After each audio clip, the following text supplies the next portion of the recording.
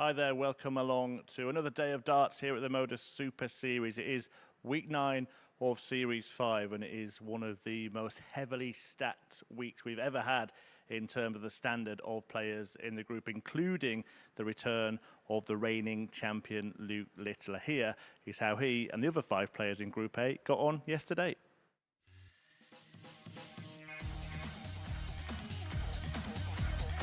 It wasn't the start to the week that either Sebastian Białecki or Willem Mandekes were hoping for. The Pole won their fixture for his only win, but both players only picked up 2 points on Monday. Patrick van den Bogaard fared slightly better, winning his first 2 fixtures, but 3 successive losses left him on 4 points. Andy Bolton defeated the Dutchman for his 3rd win of the session, and he sits in 3rd place in the table. In 2nd position, but only by virtue of leg difference, is Alexander Merckx. 4 wins for Merckx saw him emerge as the main rival to the reigning champion. That, of course, is Luke Littler, back for the three-peat and already turning on the style. Littler landed 4 wins to place himself at the peak of the pile. Yeah, already out in top is Luke Littler, the 2-time defending champion, but Paul Nicholson, not without company. Yeah, I think you look at Alexander Merckx and you have got every right to be impressed with the way he played yesterday. His doubles were excellent, better than anybody else. And he didn't have the explosive nature of what Luke was doing, but he still had a lot of ton plus checkouts. And he's got to be a contender for this group. Absolutely. Well, let's have a look at the group to see exactly where things stand. Now, looking at the names in it, you would expect it to be really close. And we were talking off air before. You look at Mandekes and Białecki at the bottom. Now, they may only end up with 4, 6, maybe 8 points in this group, but then they could win all the games in Group B or C, couldn't they? Yeah, this is the thing. Sebastian probably left here yesterday thinking, how did I just walk away with 2 points? He averaged almost 90. His doubles did let him down at times, particularly in the bottom left corner.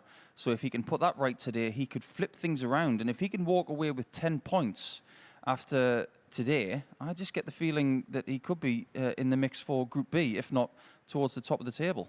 Well, let's see how the bookies see it. The outright betting now, Littler has become a really short odds-on favourite with Merckx behind him. Interesting, Białecki, who you were talking about, despite being the same points as Mandekes, half the odds effectively there, so they fancy him a little bit more than Willem. But the other player I want to talk about is Andy Bolton, because in the group he's sitting in 3rd, ready to pounce really, and it looks like that in the betting as well. Yeah, there's one statistic from yesterday that proves what the odds compilers are looking at there.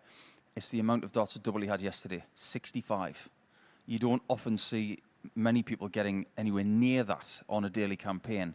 And he knows he missed a lot of darts at double, particularly early. So if he can put that right, there's no reason why he can't vault up the table today. Yep, certainly the case. And we have had some good value in our bet builders of late. We're going to show you another one here, Paul. We'll get your reaction on this. Now, we just spoke about Bolton, minus 1.5 in the handicap in his match against Patrick van den Bogaard. That's the 2nd match of the day, the pair's first. Handicap betting for Merckx over Mandekes as well, and Bolton took just the 1/180 against Luke Littler, who he actually beat yesterday. Yeah, I think the 1/180 against Littler, that's a really good bet at 8-13.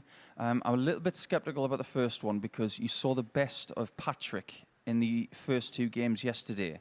And he's going to be playing against Andy quite early today. So that one's a bit sketchy for me. As far as the other one's concerned, Merckx and Mandekes, a bit of a 50-50, so maybe evens is about the right price.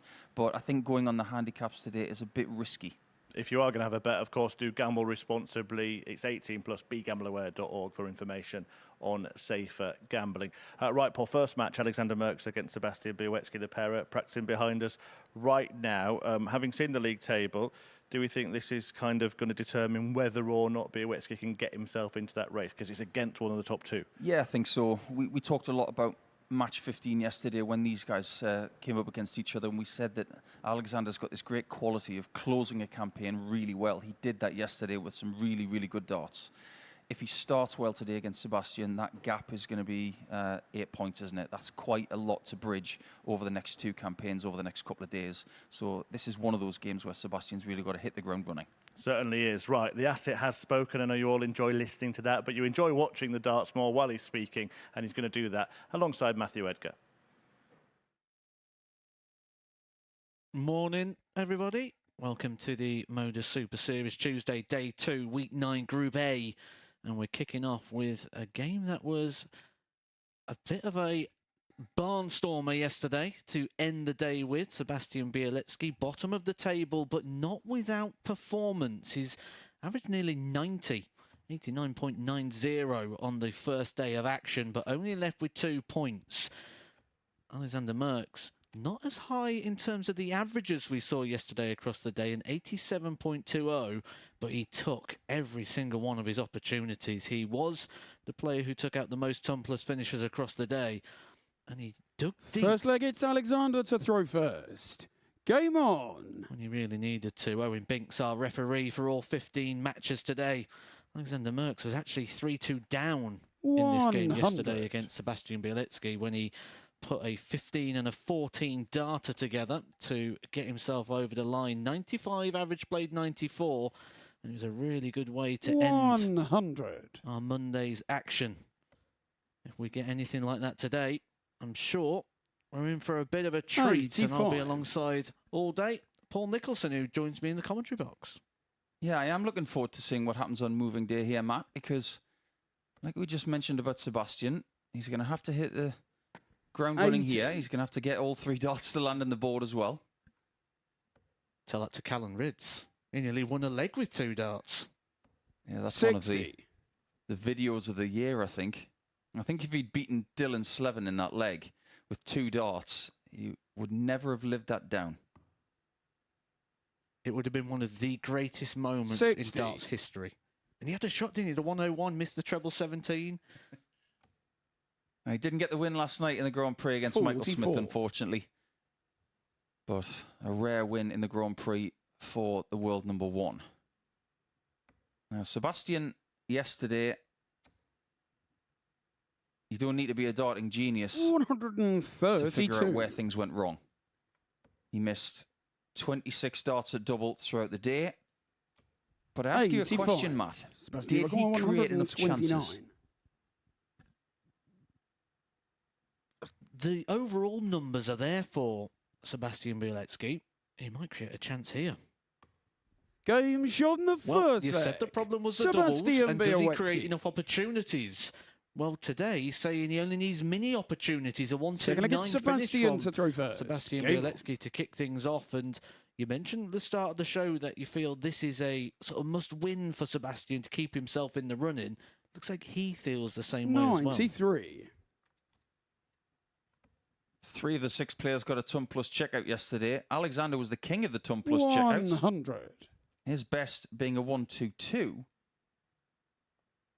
But that 1-2-9 has just bettered the 120 effort we got from Sebastian yesterday. 30. Remember when he played in the previous series in the final against Andy Bolton? In the penultimate leg of the week. 60.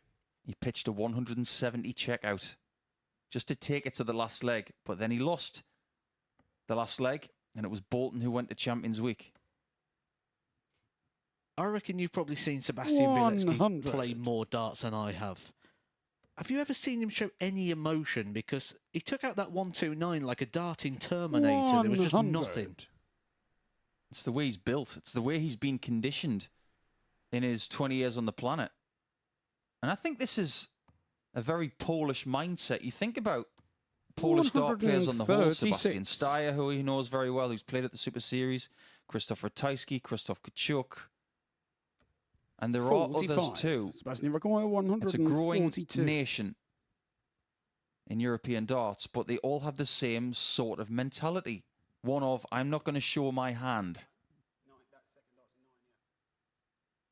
No, I like that play from Sebastian. 88. With Alexander outside of the finishing zone, going bull there was the right play. Yeah, I think the most you see from Ratajski is that double uppercut he throws at the ball every now and then. Yeah, I wouldn't want to be in the way of that. And he's a happy man today. He beat James Wade last night. Double top for Sebastian.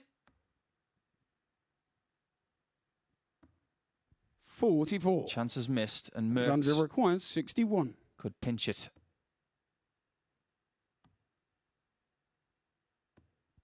29. Pinch it he doesn't. Sebastian required 10.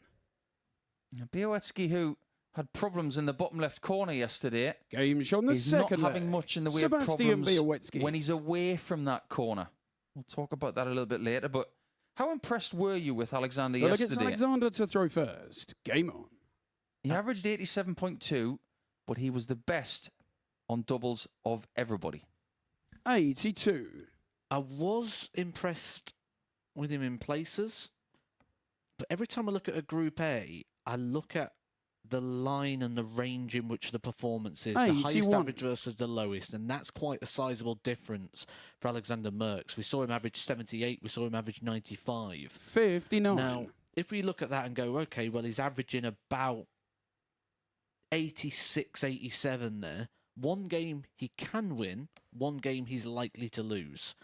So it's going to end 45. up somewhere around a 50-50 record. He got better than that yesterday. He won 4 of his 5. But I think if he's not careful, he could become a little bit 140. vulnerable in this group. And when we say on this day we see a lot of move, I wouldn't be surprised if we saw Alexandra move out of that second position. And what we saw yesterday was 46. a 10-point difference in average between Alexander and that of Luke Littler. But they 60. walked away with the same amount of points.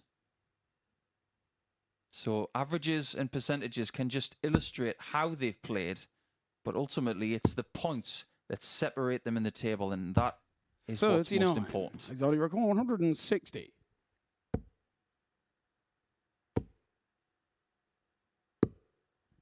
$46. Sebastian's put the brakes on here when it comes to the scoring. This is starting to look a little bit more familiar to what we saw in the first game yesterday against Andy Bolton. 65. The Alexandria second require time 114. He's seen a dart rejected from the board. I wonder if those points are sharp enough. They don't seem to be going in very much. They seem a bit 78. loose. Maybe throwing a little bit softer today, just a little bit timid at this time in the morning.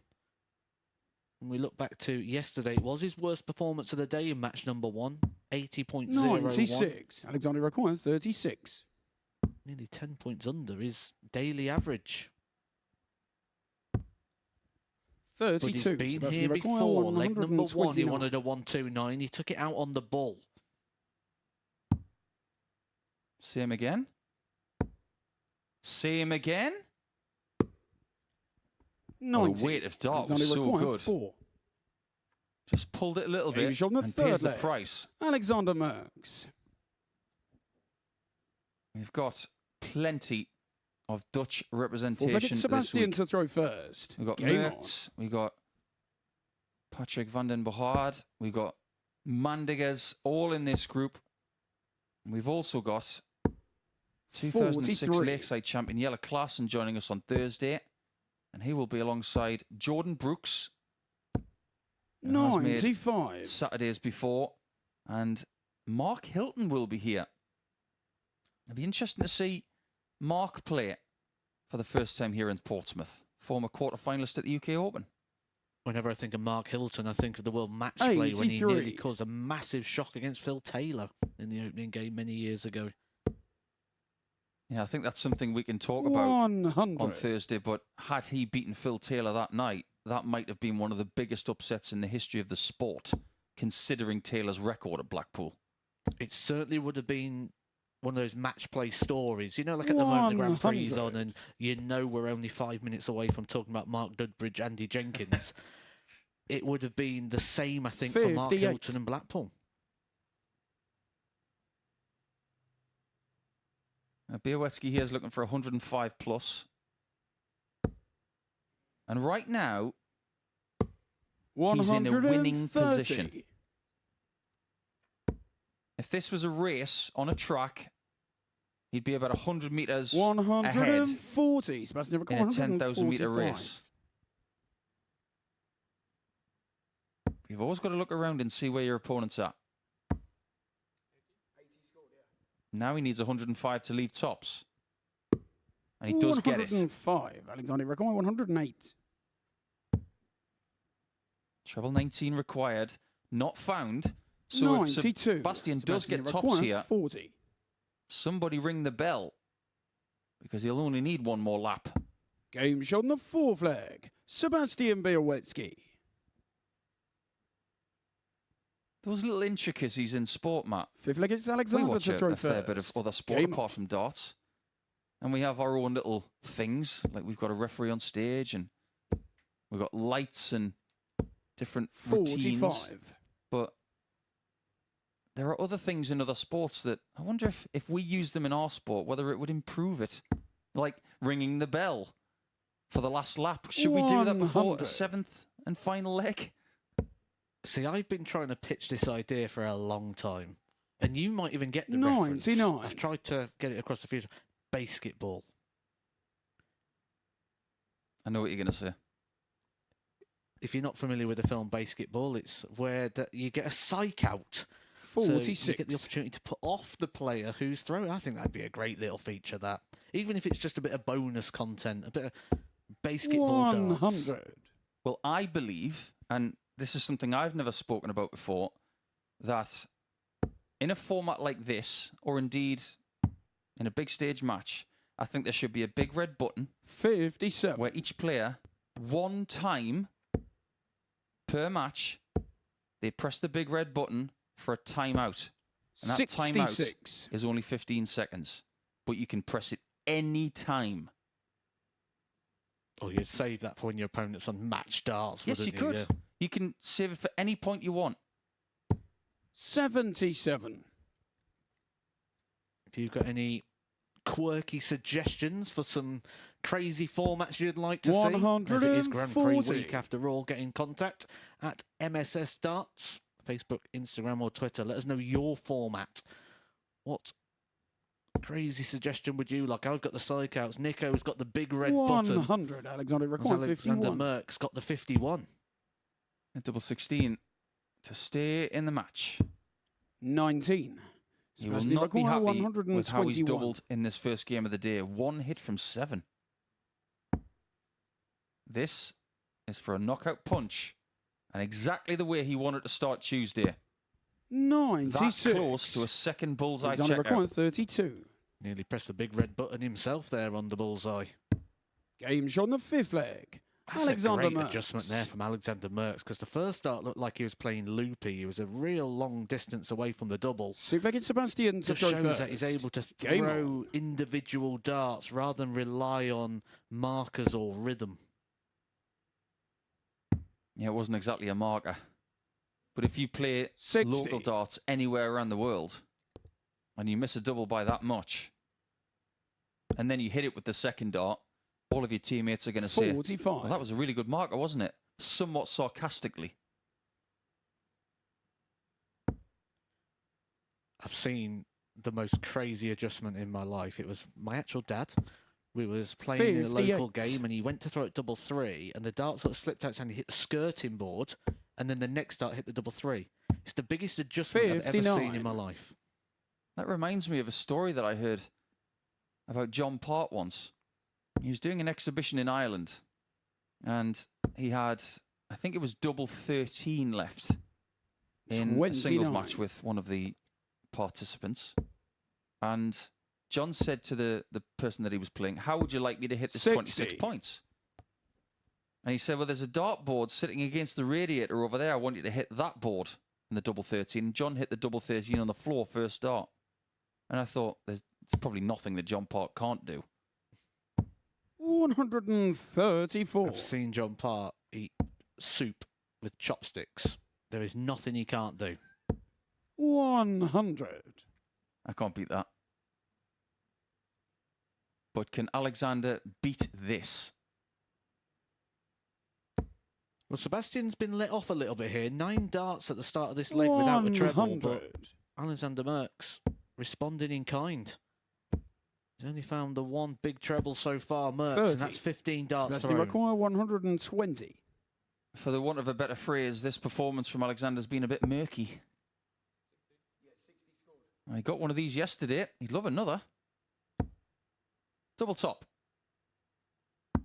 And an opening win for shot on the Sebastian mat. Białecki. Much Sebastian improved Białecki. on the doubles with 2 ton-plus checkouts. He actually bookends the game. Starts with a 129 on the ball, ends with a 120, and 50% on the doubles is a distinct improvement on what we saw from him on the outer ring yesterday. 82.49 is good enough after a slow starting Alexander. When we come back, it will be Andy Bolton against Patrick van der Bohard in their first game of Tuesday.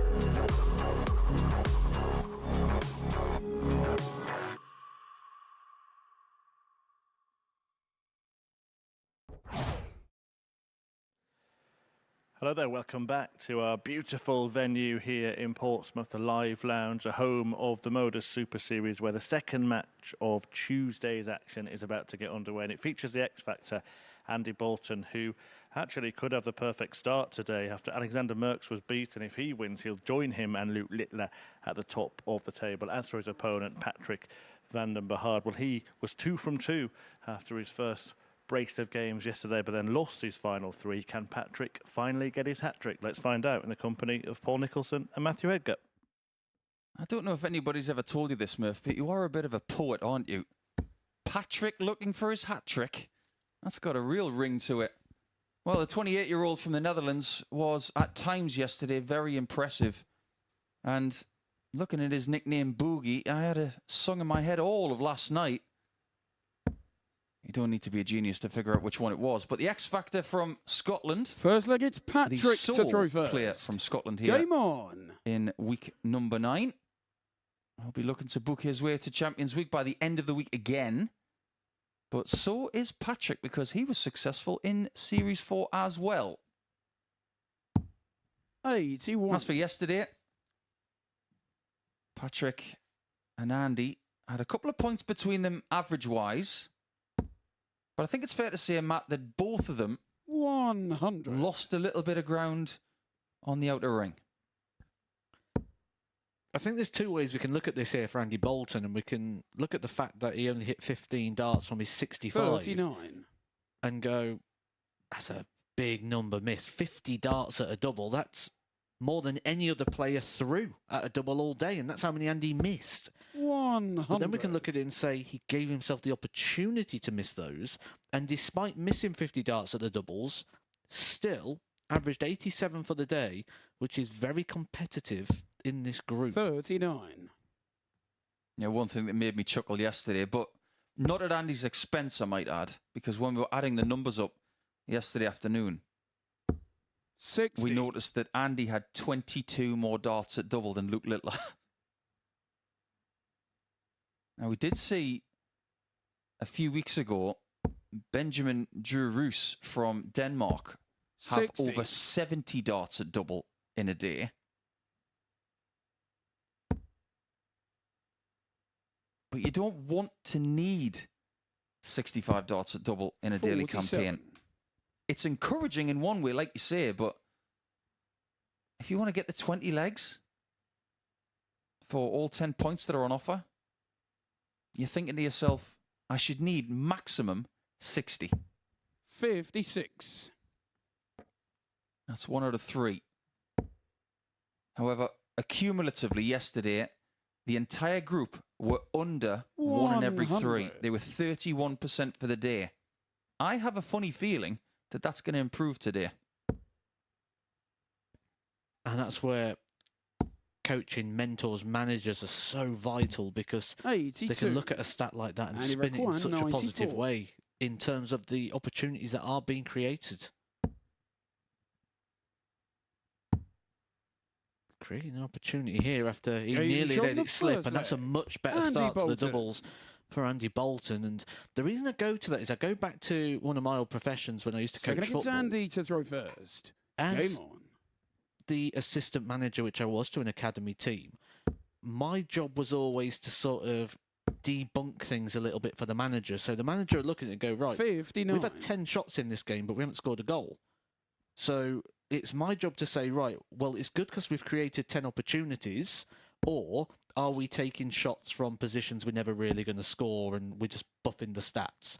So 140. you can break it down. And in darts, we don't have that extra factor of, are you taking shots that shouldn't really be taken? Are we trying to shoot through defenders?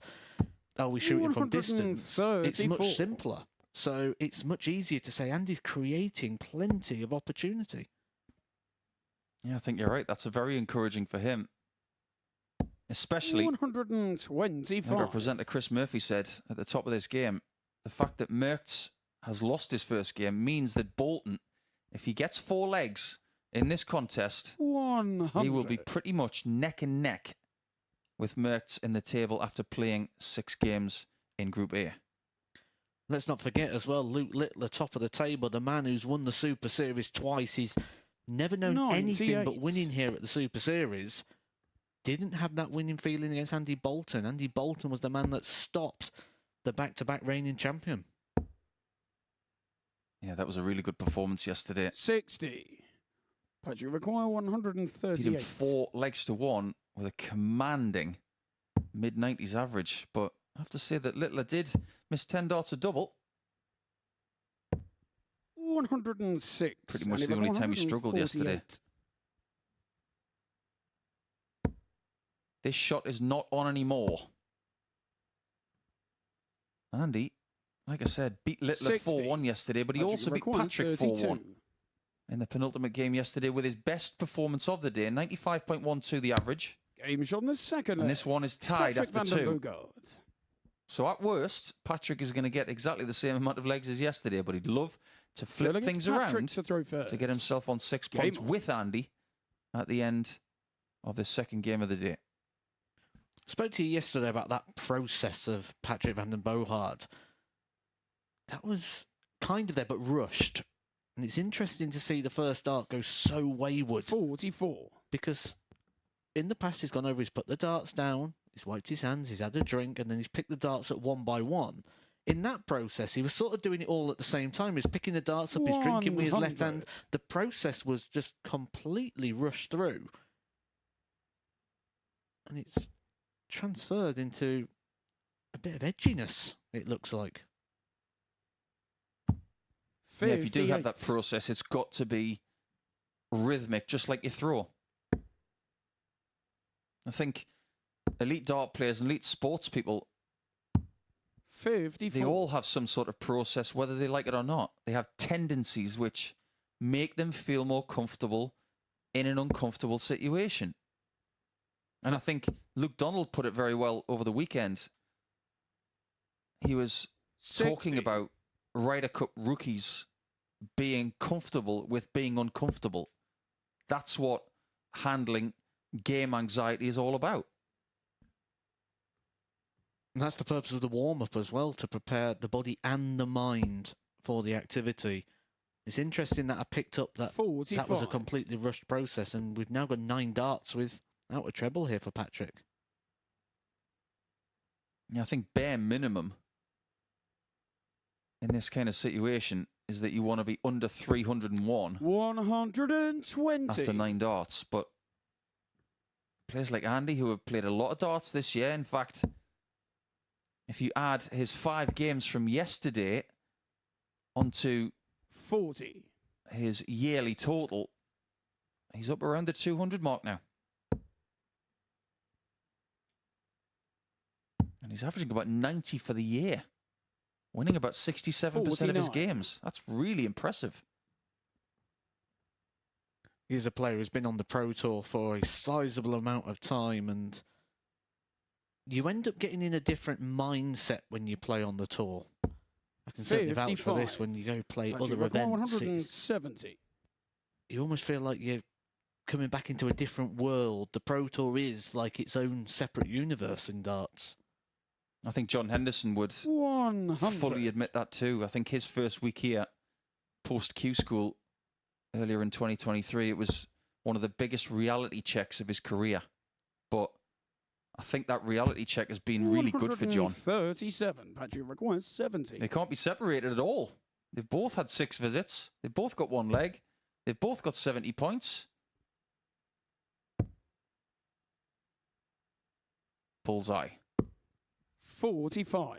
Andy And he does requires not want 70. the use of the bullseye in this shot at all. And he avoids it. Double 16. 52. Just a little low. Comes Patrick in the double requires 7. Leaves 25. the double. Not many people like the double 9. But will he come back? Patrick van den Bogaard to take the lead for the first time in this one. 25 points away. Little pause.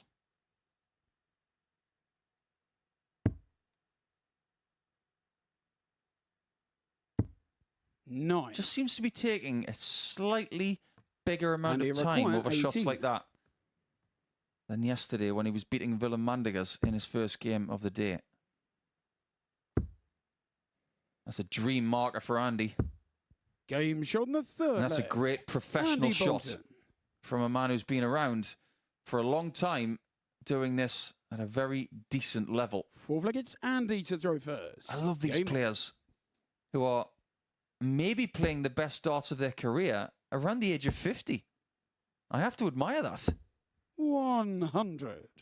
Much more calm, measured approach there from Patrick van den Bogaard. You see there in the background, picking the darts at 1 by 1. You questioned yesterday whether he was doing that process in the right order. 140. You think that maybe taking the drink of water first, then the use of the towel after would probably be more productive because he would have less condensation or 60. vapor on his hands. Well, the idea to wipe the hand is to guarantee the dry hand, and then you do something that compromises or risks the dry hand. So just do it the other way round. But 45. just looking a bit snatchy, just holding onto the dart a little bit too long here today, which just tells me that he's a little bit nervy and he's trying to place the darts in the board 81. rather than trusting the action and just propelling the dart through the air. I'd like to get your take on a rather common darting saying of darts is on the day. 135. Are you a subscriber to that or not? I think so, on the base that we're dealing with 60. human emotion, not robots. And you know yourself, some days you wake up and you just don't feel right. You don't feel good. Not just in darts, just in life. You just wake up and you're not as happy as you was the day prior. 57. Because we've got emotion and human factor involved, yeah, darts can be affected by just the feel of the day. I think that phrase has been, not so much the darting phrase, but in sport, has been taken by particularly cycling. 94. Because Actually, when record Team Sky were around in the 124. Tour de France, they used to for their riders, go to the different hotels in the Tour de France and make sure they had the same mattresses and the same temperatures in the room every night so they could almost replicate what they wanted to do. Now, that's a slip from Patrick. I'll come back to that point in a second. And it requires Because Andy's got a chance of widening that gap like he did yesterday. Still on. Bullseye. Game shot. That's the second time in this match he saves the shot. And that will sting Patrick. I love watching Andy Bolton's face there because he knew what that was. He knew that was cheeky. He knew that was a moment, and he still thinks so now. I love watching Andy play. He's just so entertaining. But my point about the mattresses for Team Sky and the cycling in the Tour de France is that 55. they wanted to make sure that no matter where the riders were sleeping, that they had the same sensations. The same temperature, the same mattress, the same pillow, the same sheets. 95. They had staff to do that in preparation for every stop. Now, if you can replicate a brilliant night's sleep every time, then I believe you've got a better chance of playing well every single 70. day. But is that the case for these dart players? I'm not so sure it is. Let's be honest. We've been around darts long enough. The players will be checked into whatever comes up as the cheapest hotel when you go onto your hotel website and you go sort by price, whatever's at the top, that's the one. They'll all be staying in budget hotels and 60. the preparation will be whatever takeaway is closest to their hotel so they don't have to walk too far. It's going to be different every day. Yeah, there are different intricacies about life on the road. I mean, I hate to keep bringing up the Ryder Cup, but you talk about the likes of McIlroy and Justin Thomas, who are all flying back to Florida in their private jets, and then you got Bob McIntyre of Scotland going back to Glasgow on a Jet 2 flight. 180. And great shot from Patrick, but this would be typical X Factor if he was to end the game this way.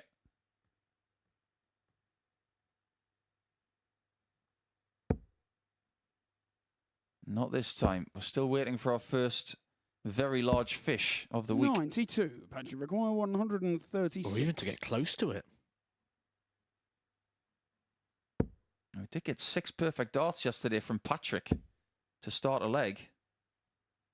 But it's not the perfect start. 30. And it requires 78. This is going to be single 1, treble 19, double 10. Maybe not. But it is a shot for the match. And a second consecutive 4-1 victory over Patrick van der Bohard. That means that Andy Bolton has gone to 8 points in the table. It's a really, really good performance. And the thing that really gets your attention in this game is the fact that he didn't have a 140 at all. He had no 180s either. Everything in the scoring chart was 100 plus. Just steady. And ultimately, on the outer ring, an improvement from him, just like we got from Sebastian Białowieski in our first match. We're about to see the reigning champion, Luke Littler, for the first time today, and he will be up against Willem Mandigers after the break.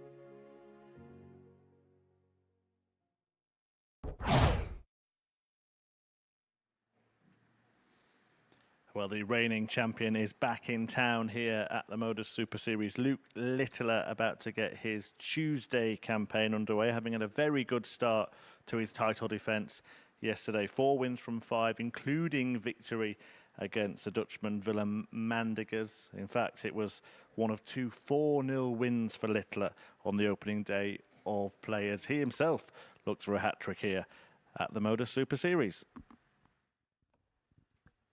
Yes, welcome back, Mr. Reigning Champion.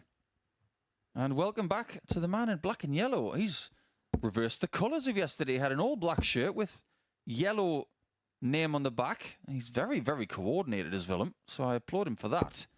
But what we've already seen from Littler is what looks like a change of equipment. We'll see how that pans out, but the Nuke has company on 8 points at the top of the table now in the shape of Alexander Merckx and Andy Bolton. Luke to throw first. Game on. Let's see what he can deliver today, but I think it's fair to say that yesterday he was extremely impressive. But the change of equipment will start on this. 91. Looks like the same dart, but the stem and flight combination might just be a little bit experimental. 57. And the last time he was here, he did do a little bit of this. 134. And I believe that's a different point as well. Looks longer to me. And I just wonder, we talked about something 59. yesterday about how the points he used yesterday will be illegal in Darts Regulation Authority events come January 4th. 100. These have got the grip element at the top of the point and the bottom is smooth. I believe these are legal points for next year. So maybe he's trying to put these into play. 80. I think it's a complete change because yesterday it looked like he played with quite a black-coated dart. And this one looks quite clear. We've seen him tinker before. He's not to the levels 56. of a Kevin Painter or a Peter Wright, but is this a sign that he still feels there's more improvement to be had? He averaged 97 yesterday across the day. 66. Look, you're requiring 120. Yeah. Don't adjust your headsets or your speaker settings because, yes, he averaged 97. Game And he did on the plenty of first that. leg. He actually went for the Littler. double top first there. Flamboyance in the first leg of the day Second leg, it's Willem to from throw one of the first. hottest properties Game on. in World Darts. I think we're just going to have to enjoy him over the next few days and 93. possibly in Champions Week again because we're going to be quite sad to see him go when he joins the Pro Tour. We won't see him here maybe ever again. 34. I think he's going to have a very, very long professional career. 80. We've been around darts a long time. We've seen a lot of young players come through. There's some players that just have something different when they play as a young player. And I don't normally buy 57. into the sort of young, exciting prospects. I did with Van Gerwen, I did with Adrian Lewis, and I did with Stephen Bunting as well, who in youth days was dominant. And I've not really bought in since, until now, with Luke Littler. Well, Luke needs to stay on the 60 here if he wants to leave a finish, and he's done 140. it. What a wonderful dart. He really did create the angle very well there. He thought he could find the left half of that 60 better than the right half. 31. He was correct. Look, you require Well, you 170. said you've been waiting for the 170. We haven't got close to it yet. You were saying?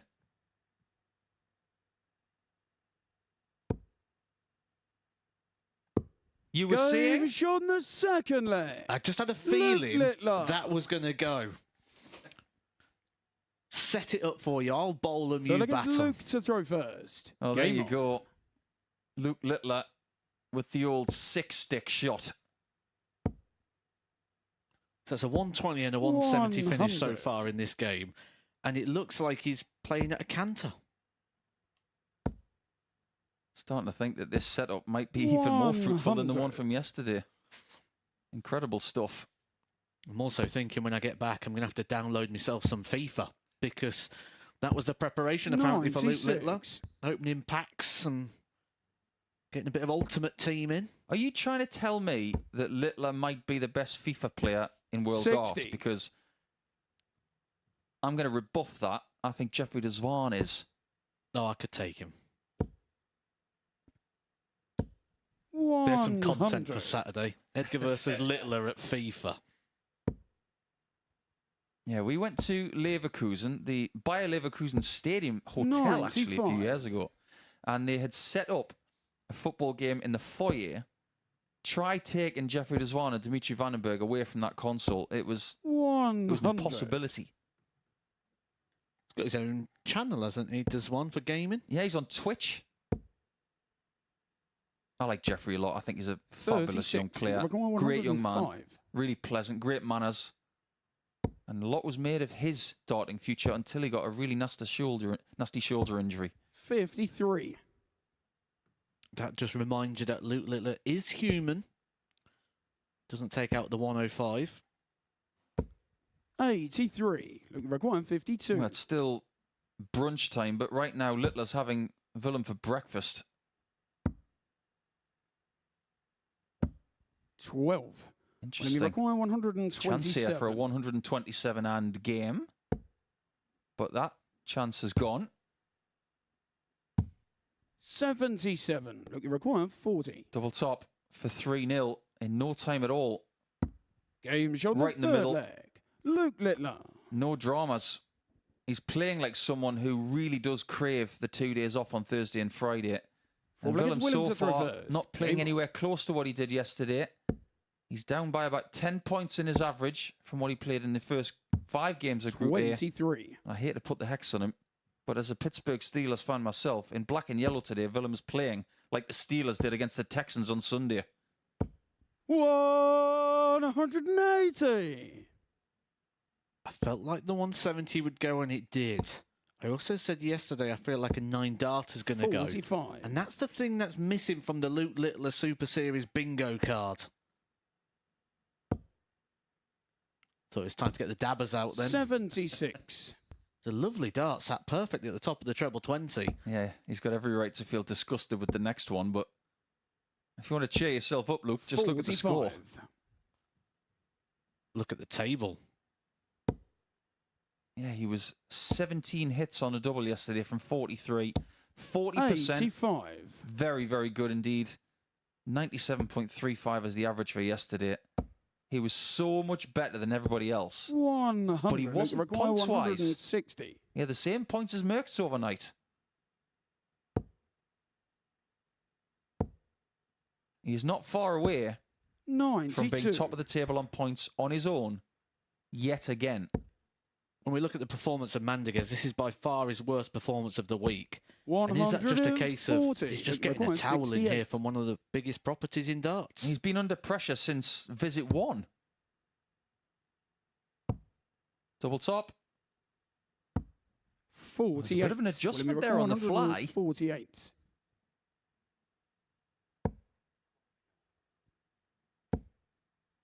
But Littler has a chance to extend his advantage at the top of the table 78. in leg difference. Require 20. to 9 legs.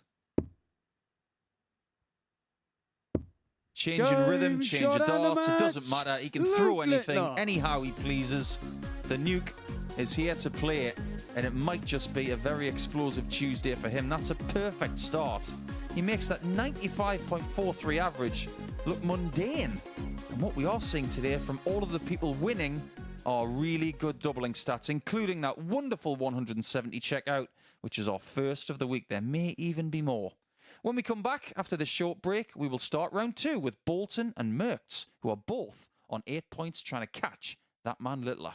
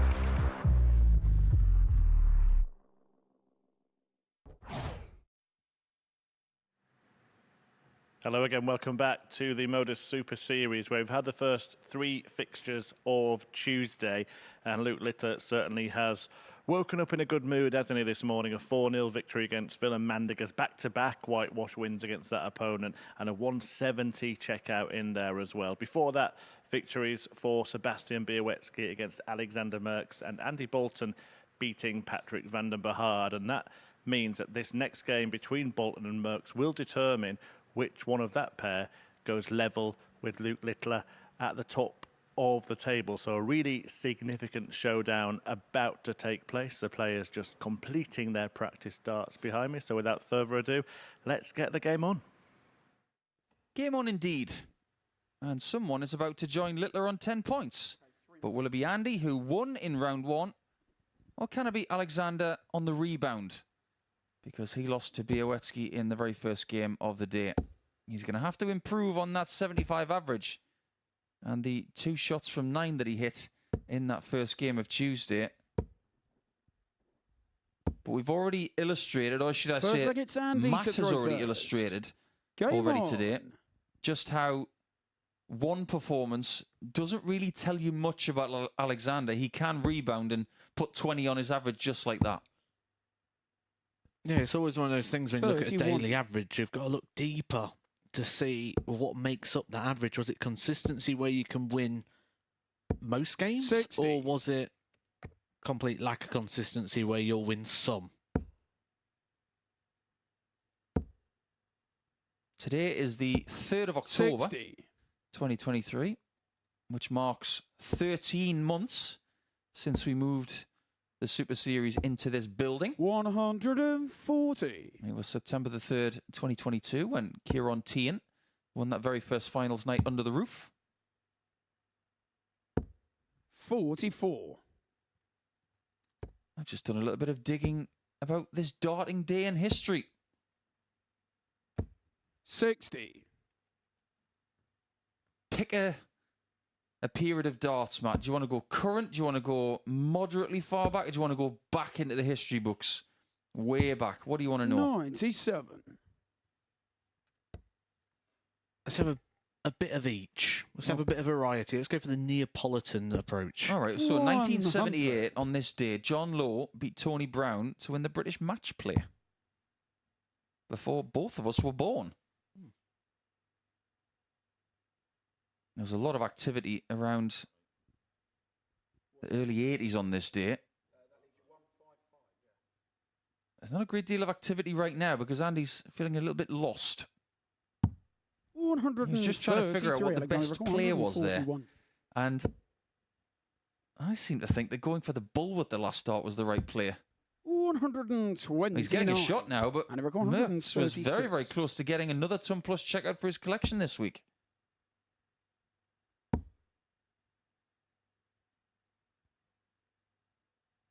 He looks a bit puzzled. I'm 60. not surprised with that first start. It was a good inch and a half high. Double 3. 6. That's very erratic, isn't it? And he requires He just misses the 76. 141. Then he can't take double 6 or double 3 with 3 darts in the next visit. Darts is a funny old sport.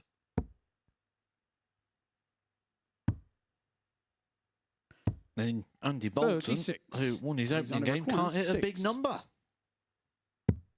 Game shot. Well, that's how you hit double Thursday. 3. An aggressive Alexander first start Merckx. to take the first leg, and Andy's got every right to feel a little bit peculiar about what transpired in that first leg in 19 darts.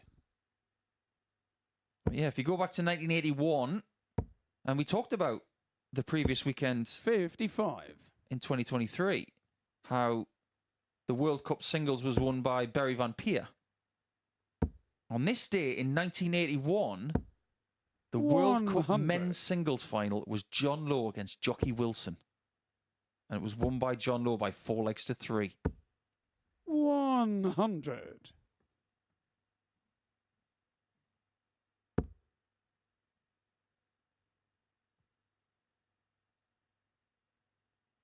Really unsettled here, Andy Bolton, isn't he? He's mentioned yesterday at times he's looked a bit fidgety.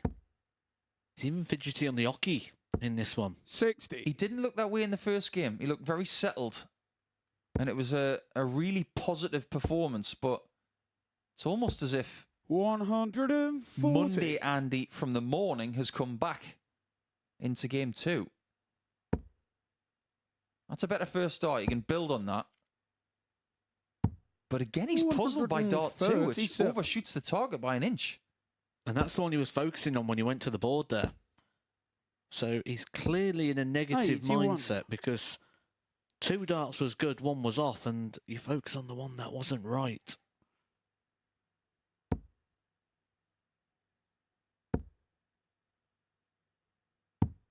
Treble 19 shooting isn't bad. 125. And he is going to get a look at 107. So based on the behaviour 93. of this leg, he's got to go 57 first. But he won't. Gets the single this time. 75. Very good try. Alexander required 32. Mertz is already there.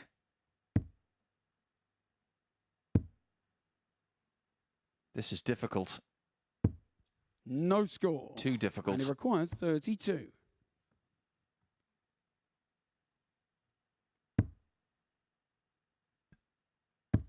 Game shown the So he's second been leg. limping and stuttering, Andy but he gets Bolton. over the line in that one, gets his throw back.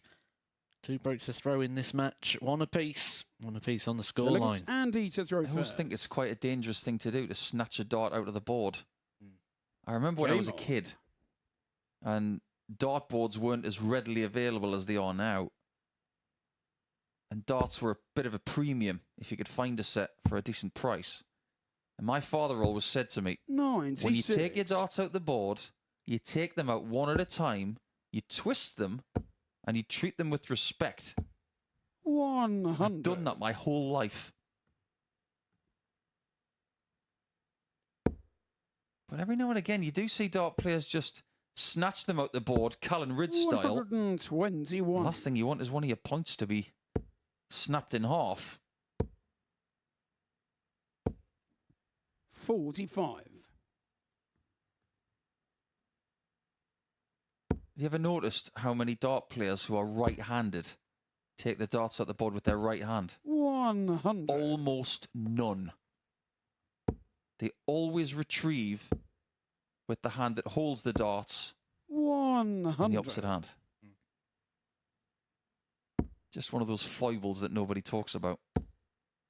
Do left-handers collect left? 100. Or do they collect right? I think it's got more to do with how you walk off the oche.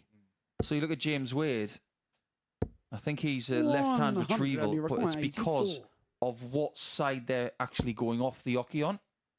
If it was the other way, I'm sure a lot more people would retrieve with the right hand. 44. Alexander required 156.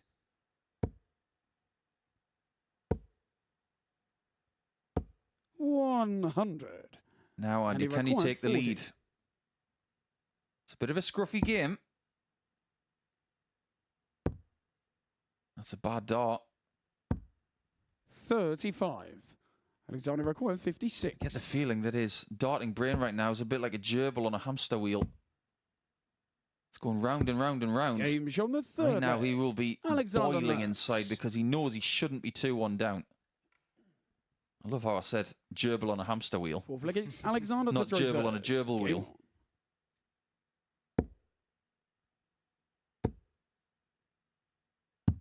139. These are the kind of games that Alexander seems to win. He wins the scruffy affairs. And every now and again, he'll put in that really good performance like he did in game 15 yesterday against Białecki, where he had his performance of the day averaging 95.26.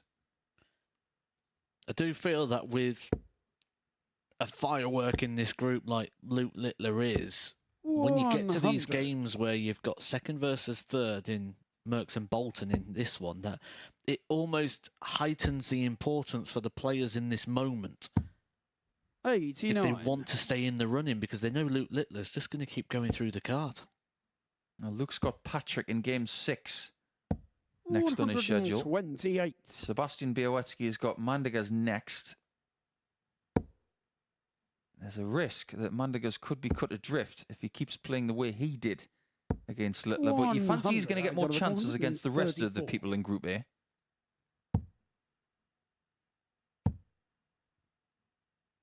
And these guys played 54. yesterday. It was not a good game. Both averaged under 80. There was only 5 legs in that match. Alexander won 4 of them, and it seems to be happening again. 100. Alexander require 80. Okay. He's ended up on tops after all that 60. anyway, And he require 152. which is always quite ironic when you've gone that way to avoid tops. Tend to see people use that route when their opponent's not on a finish. So that is just a little nod to Andy Bolton to say, I don't think you're going to do that. 100. Alexander required 20. I wonder if Alexander's going to do this. Game shot on the Yes, he fourth does, leg. and it's 3-1. Alexander He Merckx. seems to have Andy's number so far this week.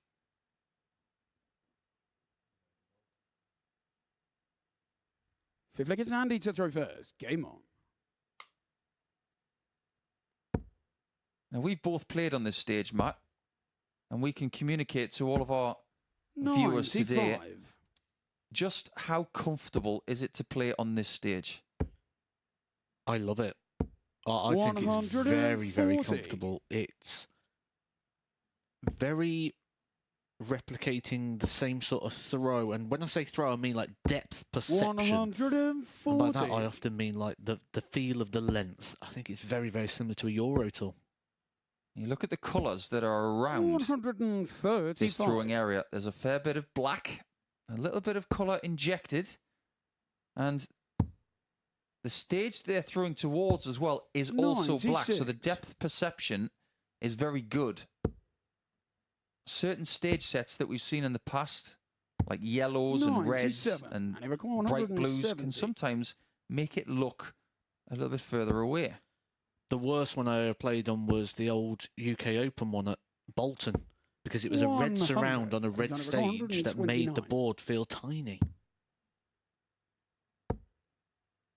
Almost got a shot at the ball for the match there, 57. did And he Alexander. requires 70. Bolton's fight back has got to start now. 54. That might be that. Alexander requires 72. 3 hits from 12 so far on the outer ring. He only needs 1 more. He just about gets the single. 40. And a match start has been And he missed. requires 16.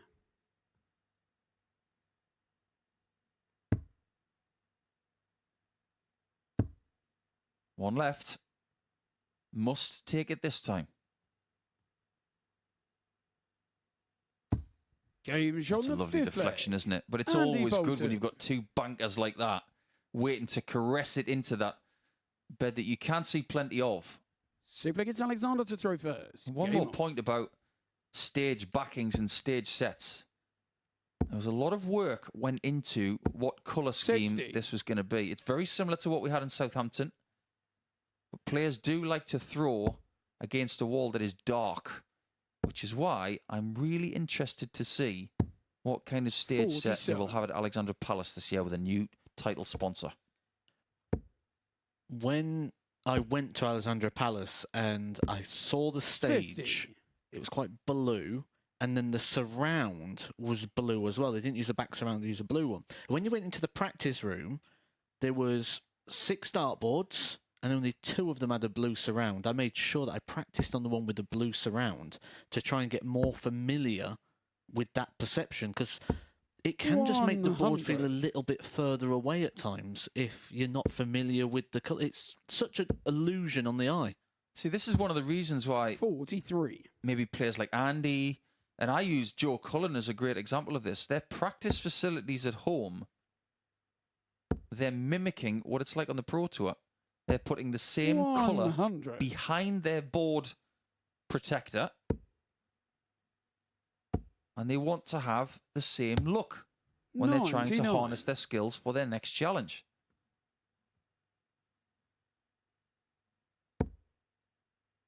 The challenge for Andy is to somehow get out of this game with 2 points. He's already survived the match start. 61. Just wonder if that right side of his body's giving him a bit of trouble again. I think he's been giving him trouble all the way through, to be honest. From the first game yesterday, he's not 47. looked comfortable and settled. But you feel he's going to have to find a few more bigger scores. He won his opening game 4-1 against Patrick van den Bogaard with no scores of a 140 or more. 139. Is it one score of a 140 or more? That was a 2-treble visit, which won't hit into that category.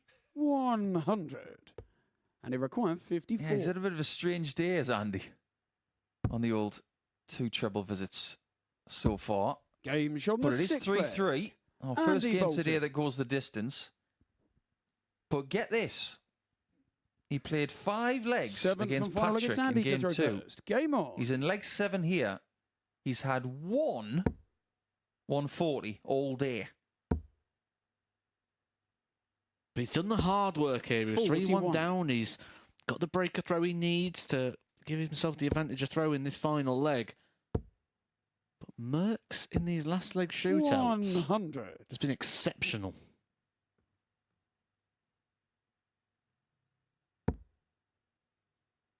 Yeah, he won a 7-leg shootout yesterday with Villamandigas in game 6. 60. And he won 4-3 yesterday against Białecki. Can he keep his 100% record going? 100. Winning leg 7 here this week. Last leg shootouts always come just down to that little bit of bottle, that nerve, that exchange of the first 6, which on this occasion, he's got himself the 100-point advantage, which we could argue he's now wrestled the advantage away from Andy Bolton. 140. Can you remember the best last leg you ever played in a 1-leg shootout? 85. No. I've got a couple. I took a 341-6 against James Wade in 2018 in Dublin. 180-161 to finish. I was very proud of that, especially as I hadn't beaten James in about 10 years. 100. I also beat Nathan Aspinall with a 10-darter when it was 5-5 once. 60. And Nathan just laughed And they at me. require 160. There's going to be no laughing here if somebody takes out a big shot to win this match 4-3. And it's on. Still. 120. That would have only been his 156. third 140 score of the day. 85. And he required He could have 40. lost this match by quite the distance. He survived a match start. What seems like an eternity ago. 5-5.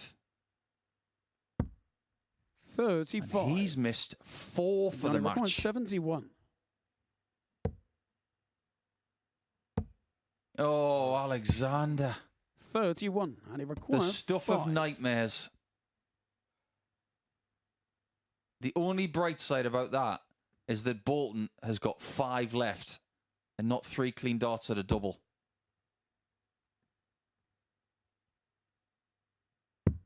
But he does find Game double shot 2, and the match. and that will feel like a Andy bonus Bolton. 2 points because he could have lost that match.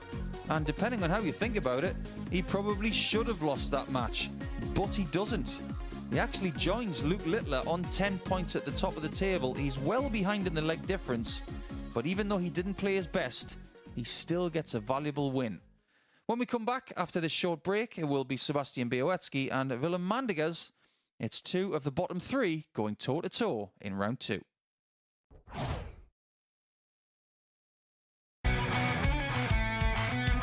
This is the MODUS Super Series.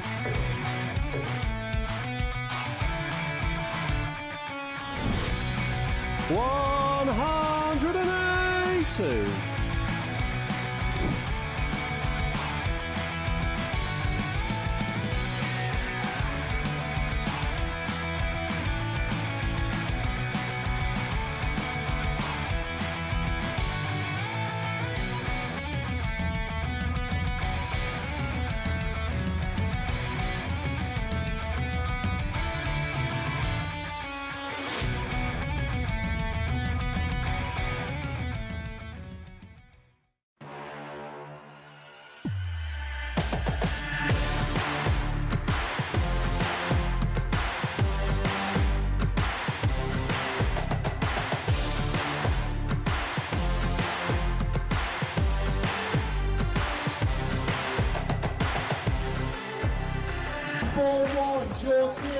Aaron Tilley.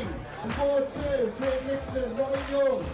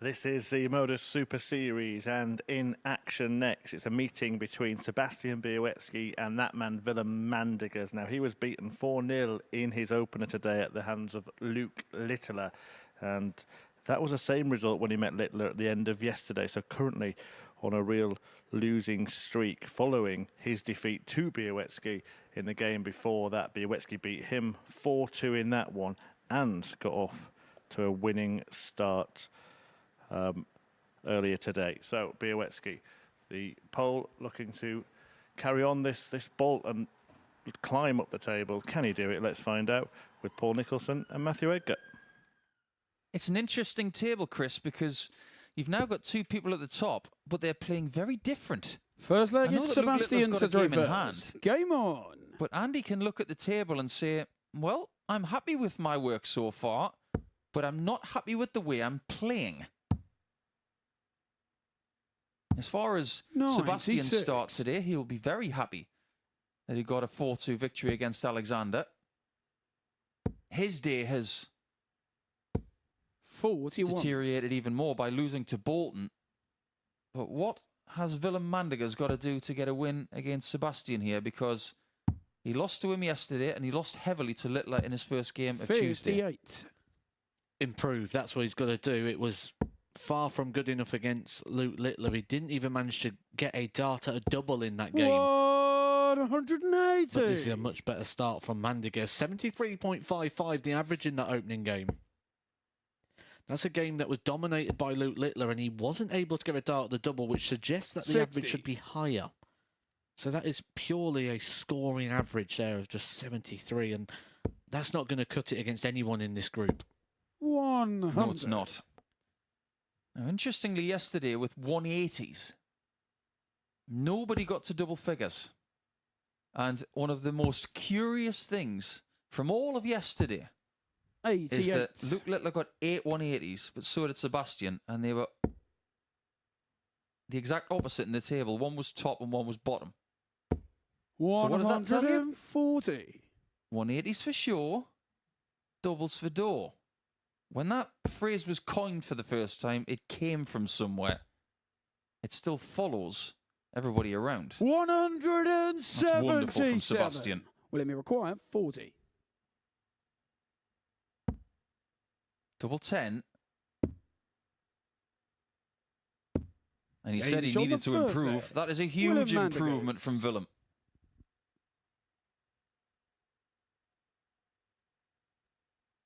$15 darts Second there against Willem to from throw first. Willem to Game on. break the darts of Białecki, who did the job. He got Owen Binks to make that big call that just heightens the 40. senses. Let him know he was on a double. And one dart left in hand. Willem finds the double 10. That's one of those sort of 45. tension moments, one of those nervy moments, even that early in a game. No matter what experience you've got. And 59. Willem's been around for a few years with great experience. You still just want to get that first double of the day. And the same could be said of Białecki, because his first double of the day was a bullseye. 100. And that had a lovely feed-on effect of what he did in his first game of Tuesday. I just wonder what Willem can do from here. 58.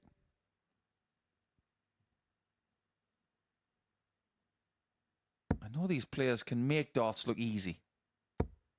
But we know from experience, both Matt and I, 123. that this is difficult. This is a hard sport. It can never be perfected.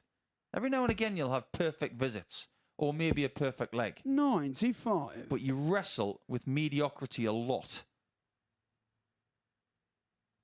And it's how you manage that as to how it will take you forward in the sport. And I think 95. this young man, Sebastian, manages everything at such a lovely tempo and pace. He's not expecting anything too much 60. or too quickly. Sebastian Vacqua, 138. You see it all the time, don't you? Players that fly up the rankings one way, come straight back down just 58. as quick. It's very rarely you see someone fly up and then stay there for a period of time. But that's probably also down to the system, the 2-year rolling system where you're 60. constantly having to Sebastian defend. Vacqua, 80.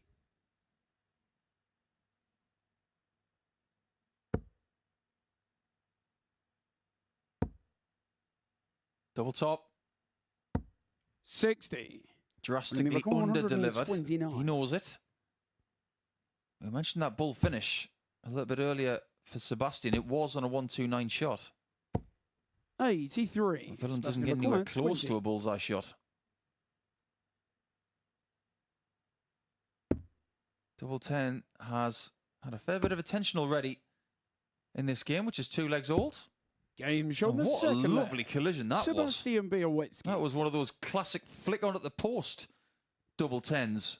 Straight off the flight So and look at into the right Sebastian colour. to throw first. Game on. Yeah, it's quite a common thing. We see players go up and down the rankings. It's very rare we see people be settled in a ranking position, which kind of leads me on to a conversation we had 80. this morning, which I'd like people to get involved with. Please do get in touch with us at MSS Darts. What we're looking for 46. here is the most underrated players or the underappreciated players.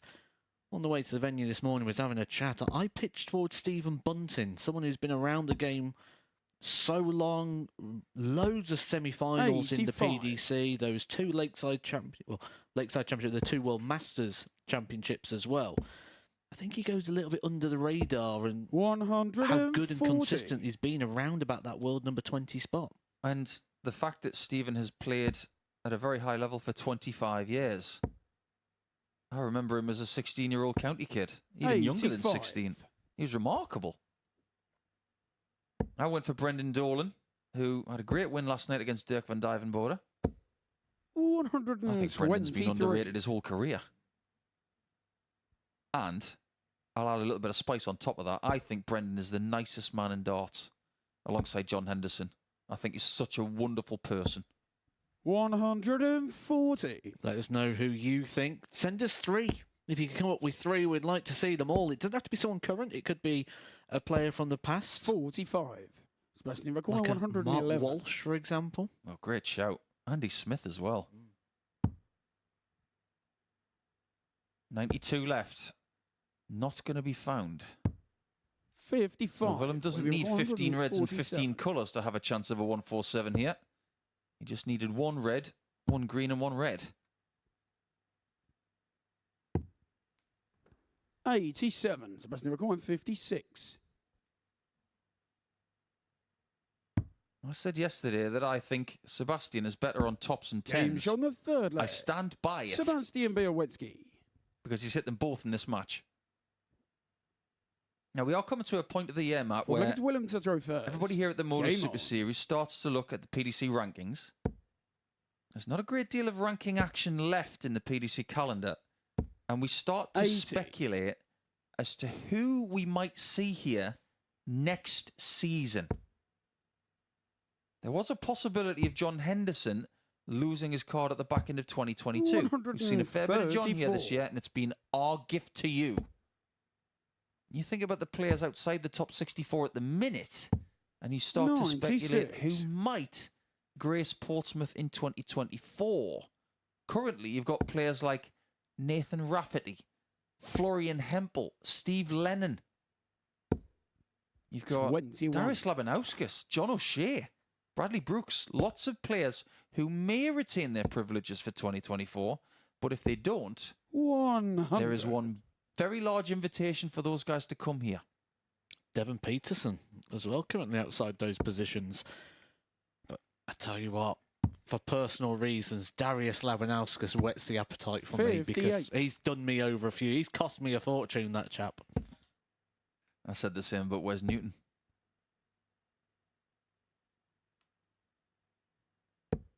44. We talk a lot about not seeing Luke Littler next year and maybe ever again here at the Super Series. But it might be the last time we see Sebastian. He might get through Q School. 100. Enjoy these players while they're still here. That's my motto. 100. But there's one other name outside the top 64 at the minute which has got everybody thinking. And that is Richie Burnett. A Super Series legend from Southampton. 96. Will it be required 81? He might be back if he doesn't retain his card in the next few months. Willem has slipped up there, and Białecki can make him pay if he finds 92. 31. He's not traditionally a Sebastian required double-double kind 92. of guy. Does he need it? The answer is no. Well, Bullseye's been his friend today. Yeah, 32 left, yeah. Decides on 16s. 60. Pulls it left. Will it be required Not for the 50? first time this week.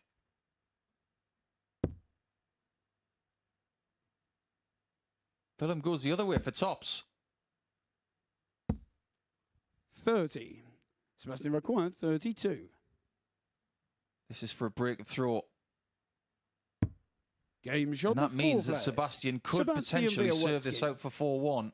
And a very good start to Tuesday with 2 wins from 2. Fifth There are against two Sebastian to names throw for me. first. Game on. Of players currently sat outside of those positions who I think would really suit this format and I think could be dominant here at the Super Series. Do tell. 140. Jeff Smith, Agreed. Ted Everts. Yes. 60. And I'll tell you why it would be great to have Ted here. Now, I want Ted to retain his tour privileges. I love him to bits. But for purely selfish reasons, if Ted was here, he'd bring chocolates. 45. He is the best chocolatier on the tour. He makes the most ridiculous truffles. 134. So for non-truffle reasons, I I hope he keeps his card. I think he'll be one of those players that's got a methodical, reliable action. He plays at a level 100. of consistency which will win him groups regular here at the Super Series. 59. We're just speculating what could happen. And over the next 6 to 8 weeks, we can keep you up to date here from our commentary box in Portsmouth as to who might lose their place on the tour and grace this stage 140. in 2024. But it's pure speculation at the minute. There is a player I'd like to see grace the stage, actually. Phil Taylor. 121. Sebastian requires 76.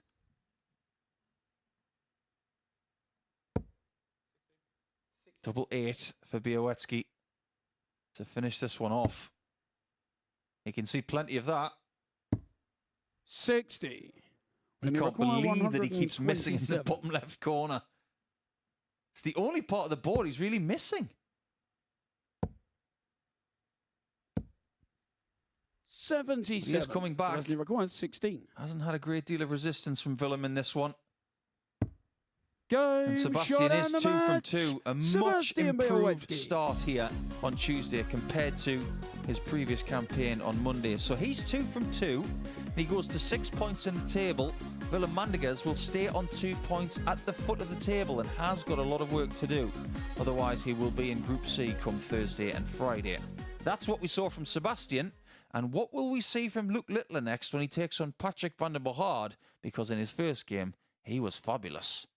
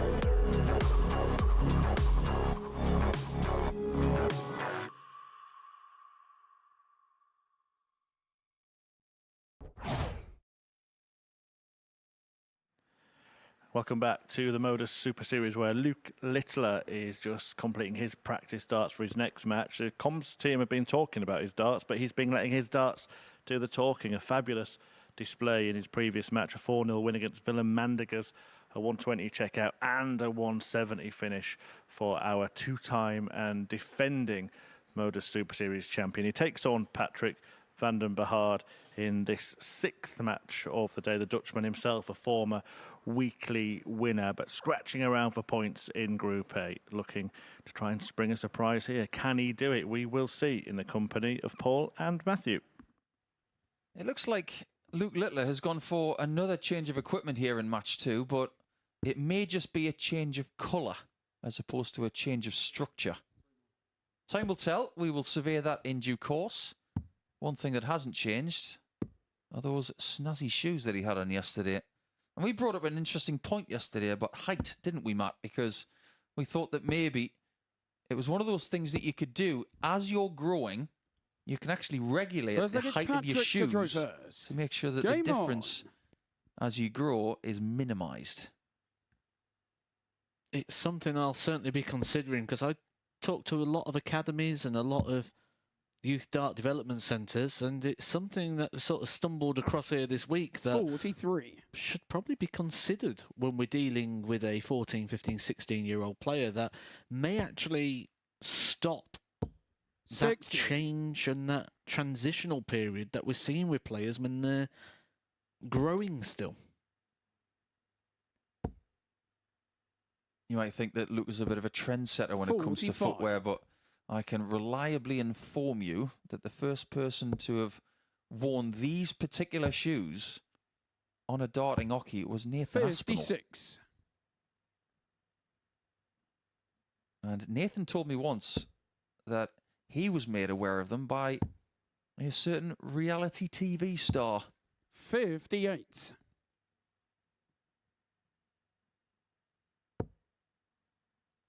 As far as stars are concerned, we've got an awful lot of 55. success in this group. Weekly titles have been won by Patrick and Alexander and Andy Bolton and Littler, of course, who is 100% 140. every week he's played here, whether it's a qualifying week or a Champions Week. He desperately wants that to keep going before he goes to the Pro Tour next year. And Robert Owen made a lot of his Super Series experience going into the Tour in 2023. Made an awful lot of money as well. But he hasn't made as much money as Luke Littler. Not many people have in the world 96. of darts. Actually, require 170. Luke Littler hit this earlier, the 170. He might have it hit against him. Not on this occasion. And that's one thing I like about Luke Littler. He actually just rides the game, doesn't he? He just enjoys it. He's watching and reacting along with it. That's what you should do at the age of 16. I know there's pressure on his shoulders because of his talent. But my advice to him would be a 16-year-old kid. Go up there and have a blast. Well, that's not the end of the world. He's going to decide on double 18. And it turns out that dog got in the way. Require 4. But he shouldn't have been anywhere near it. Game shot Double on the 2. first leg. And a breakthrough in 19 darts. To put into context, let's have a little think about what was you doing when you were 16 years old? For me, I just left school. I didn't have the greatest of qualifications, and I ended up 125. working in a factory as a bit of a dog's body for £4.50 an hour.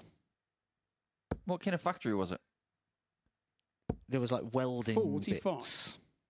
So they made like fireplaces and guards for like rat trap things on top of the piping. Yeah, very random. 125. I was still at school. I didn't leave school until I was almost 17. My first job when I was 17 was working in a clothes shop as part of an apprenticeship. I wanted to be a police officer, but I had a pretty nasty elbow injury which stopped me from doing that. And it stopped me from joining the military as well. So I ended up getting into retail in clothing and eventually financial services, and everything that we've done has led us to this. 160. Meanwhile, Luke Littler throws darts and earns nearly 6 figures a year. Oh, there you go. Well, one thing he hasn't done there is he hasn't equalised what Jared Cole did last week with a 160 checkout, because he got 60 bull. So there's the gauntlet laid down, Luke. If you can better that 160 checkout 100, from last week, I will tip my hat to you. 66 left. And a bullseye. 98. He's got time on his side. I think the fact of this game is he's not playing as well as he did in his first game, but he's not having to. 139. Look, required 25. Double 10. Game shot in the second He's leg. making this game look easy. But there's very little resistance coming from his Dutch opponent. So look, it's Patrick to He has not lost a leg today. He's 6 out of 6.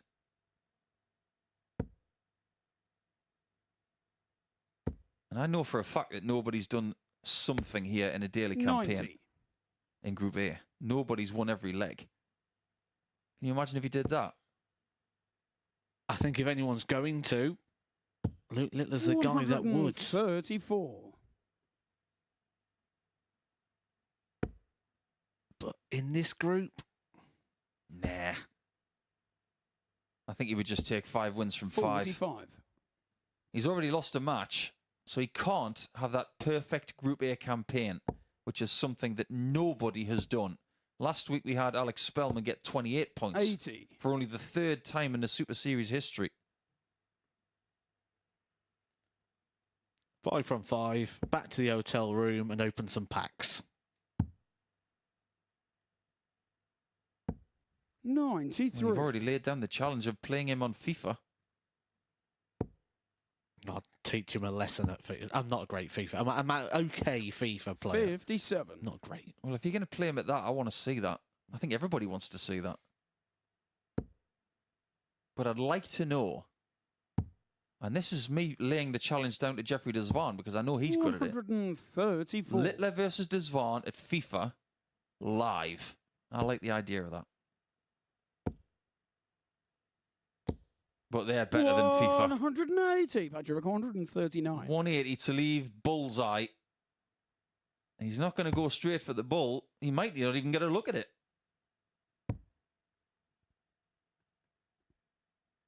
He's surveying his options in the background. Now, he did go straight for the bull yesterday on a 50 shot, but his opponent was not on a finish. This time, he does the right thing, and the execution is up to it as well. That's now 7 legs out of 7 today. That leg difference is swelling. 4th leg, it's Luke to throw first. Game on. It's up to plus 18 as a live leg difference. And as this game goes on, he's improving. I'm just thinking off the top of my head, what's his worst average this week? Is it 93.27? Yeah, 60. First game of the campaign, Monday morning, 9:30. Yes, that's his worst. Oh, look how angry he is.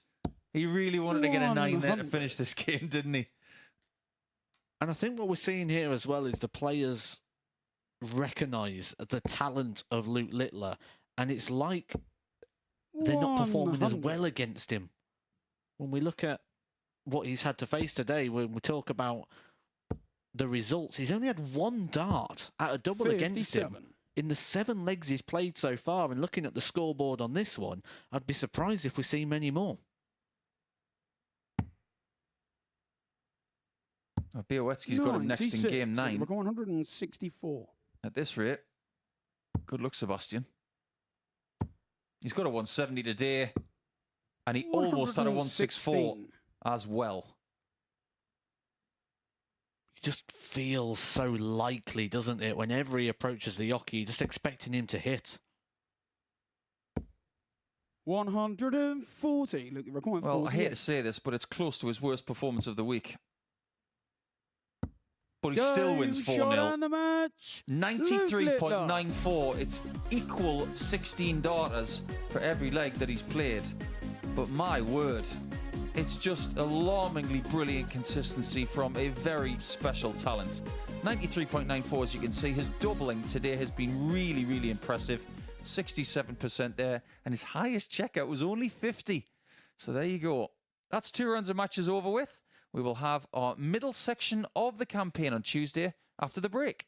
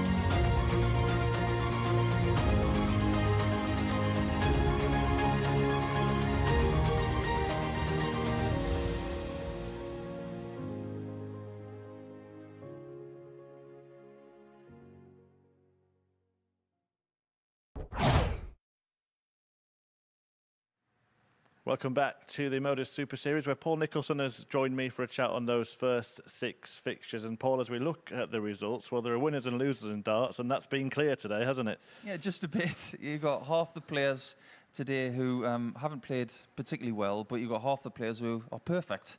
And I think we're starting to see some separation in the table a little bit.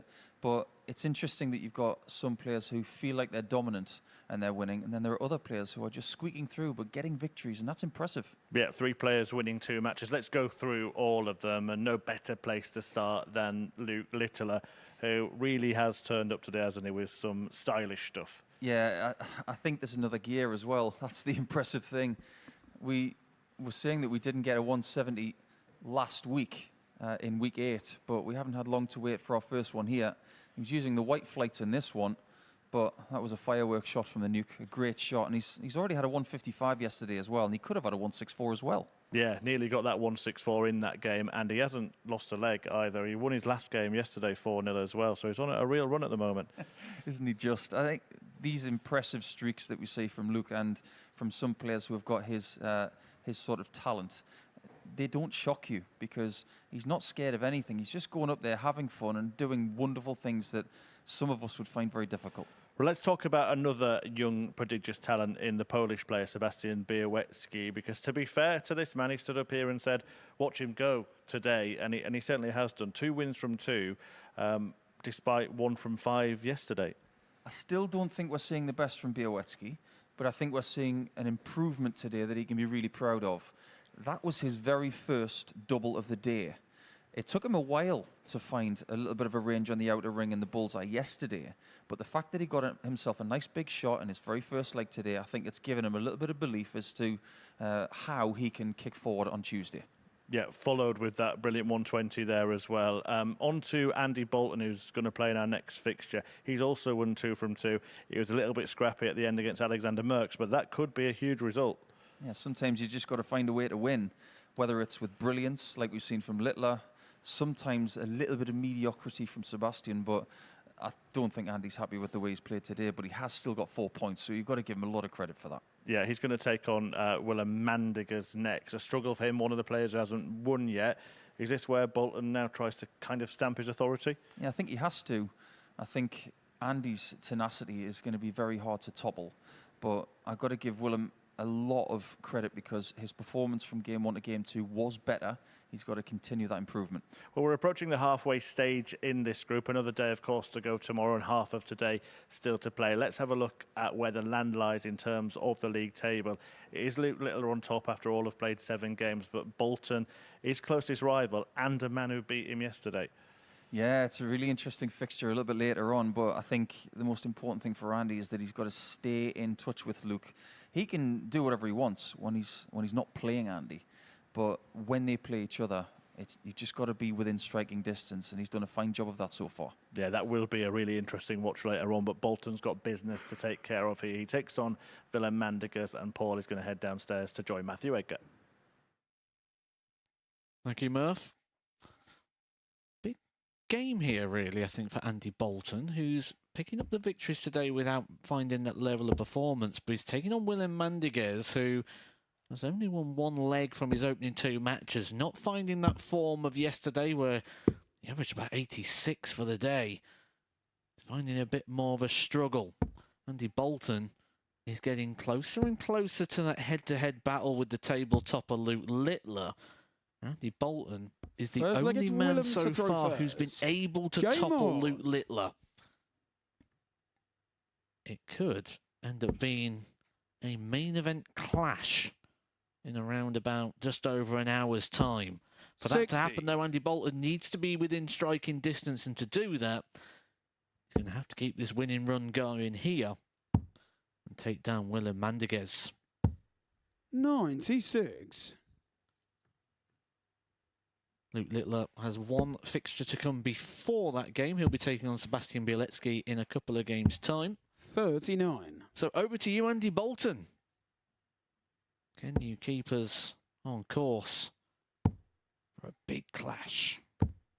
81.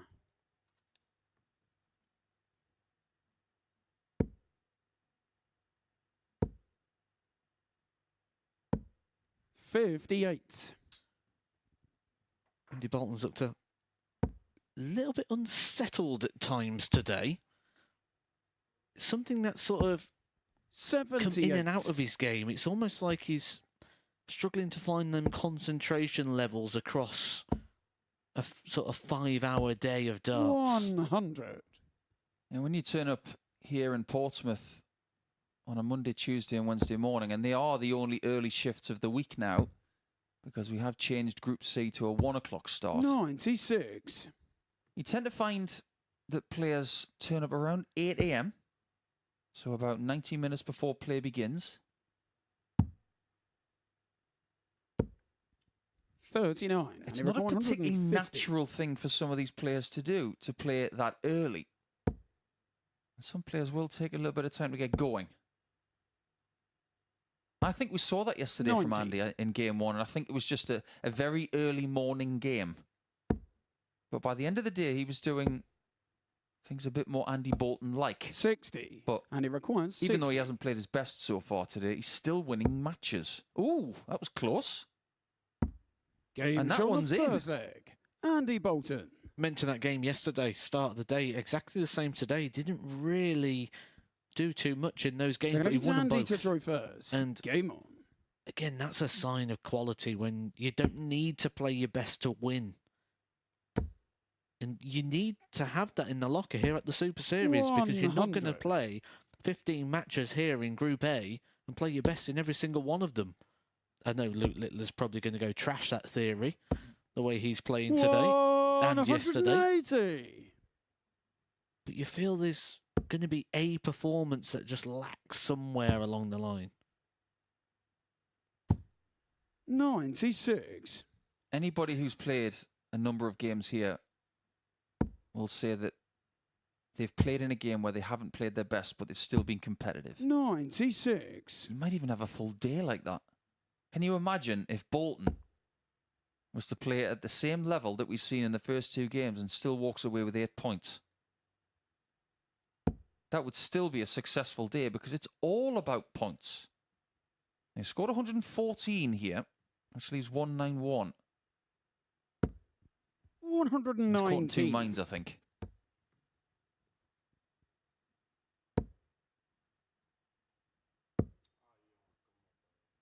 He's frustrated, isn't he? He's 26. expecting more from himself and probably the standards that we've seen from him throughout the year. He is very high up on that Challenge Tour Order of Merit, very close to a World Championship spot himself. 140. You make a good point there, Matt, because that Challenge Tour is coming to an end this month. 46. And he required 46. Double 16 for 2-0. 14. And instead of getting closer, And he he gets required further away. 153. It's been a weird leg from Willem Mandigas, this one. He started with a maximum and then scores a 60. 96-26. And he requires 32. And he leaves himself on 93 after 15. Game shown the And he second loses the leg. Andy Bolton. Well, let's talk about that Challenge Tour Order of Merit because you've got Barry Van Peer, the World Cup singles champion at the top. He's a weekly champion here Game on. this year, but he hasn't won a series. Christian Kist, who's had an incredible week 80. playing as an alternate on the Pro Tour. He's now in a World Championship spot himself.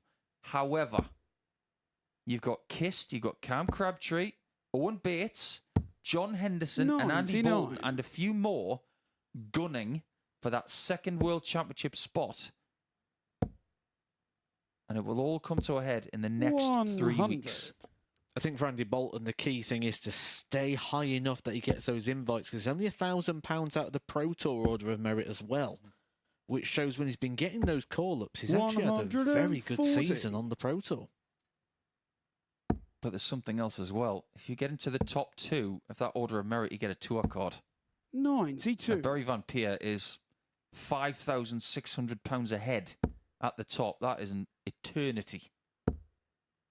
It's more than 2 tournament wins. You only get £2,500 for a tournament win on the Challenge Tour. 98. So even if someone won 2 tournaments, they'd still be behind Barry Van Peer. Precisely.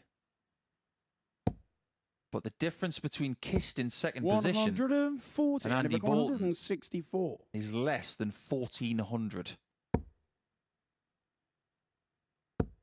And that's 5 positions as well. 44. Will we require 89? This has been a better, more consistent leg from Willem.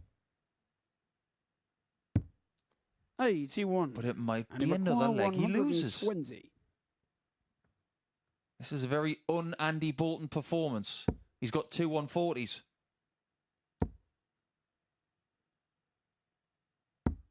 And he's got a 120 checkout as well, making Mandigas feel even worse about the fact that he's just missed 2 darts for 2-1 down.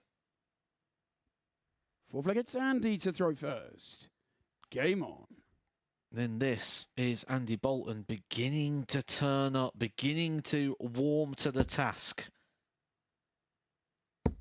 And it's a great position when you're playing in these groups and you don't feel like you played your best, but you're still right in the mix. It actually gives you more confidence because you just keep thinking, if I'm beating you guys when I'm not playing my best, you just wait till I start hitting. Let me put it to you this way. We've lauded Littler for the last day and a half. 140. Bolton wins this game, which looks very likely at this point. Littler beats Białecki. I'll tell you what, let's go the other way. Imagine if Białecki beats Littler. And then Andy Bolton beats Littler. It's Bolton who's top all of a sudden. This is not a sure thing. Even though young Luke has won 12 legs in a row. 57. I just really highlight the Andy Bolton Luke Littler game that is on the horizon. 46. And look at that as the one, because Andy Bolton so far is the only player who's had the formula to beating Luke Littler. 100. It's the only player who's looked close to beating Luke Littler. Luke Littler's blown the rest of the field away so far. 95. And he required 145. Mandigas lost against Littler by 4 legs to 0. And then he lost to Białecki 4 legs to 1. The way things are going here, it might just be 1 leg for him in 3 matches on Tuesday. 59. When we require 140. This would be some way to stop that.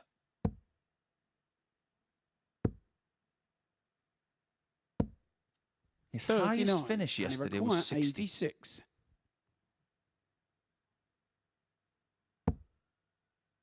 Having said that, Andy's was only 66. 72. That's a match start missed. When we require 101. So an opportunity for Willem to save the game here, 101.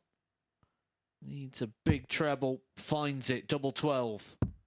Game shot on the fourth. And for a man who's not had many darts at a double throughout the day, he didn't have a single dart in his opening game. He was 1 from 5 in his second. That just his third dart at a double in this match. And he's 8th in the entire day. He ends up getting his first tumpless checkout of the week so far. 44. Talk about doing the right thing at the right time.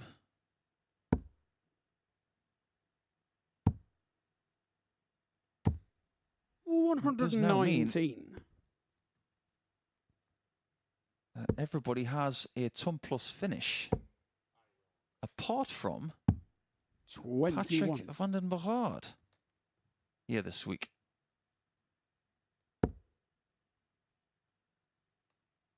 I wonder if that's going to change. 140. We'll see Patrick against Alexander Merckx in the next match. What kind of riposte are we going to get from Alex? Because he's lost 2 matches here today as well.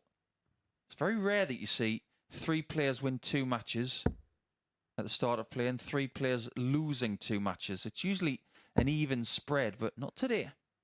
We did say at the very start of the show with Alexander Merckx could be a little bit vulnerable today and could be someone that makes a bit of a move, but not in the positive direction. 140. That is a vital game, really, for Alexander Merckx to stop the rot. And if he was to win that, potentially really open a sizable gap and really 137. separate this league table in two. Have to applaud X Factor, though. This is a really good leg to try and seal this deal. 98. And it required 50. Performance of the day from him. Averaging over 93 so far. Just creating a little bit more of an angle to use that dart to try and end the match. And Mandigas was able to get a 101 to save the match in the previous leg. Can he get another one? There's your answer. By far the best performance of the day so far from Andy 47. Bolton. And it required 32. 10 points better on the average.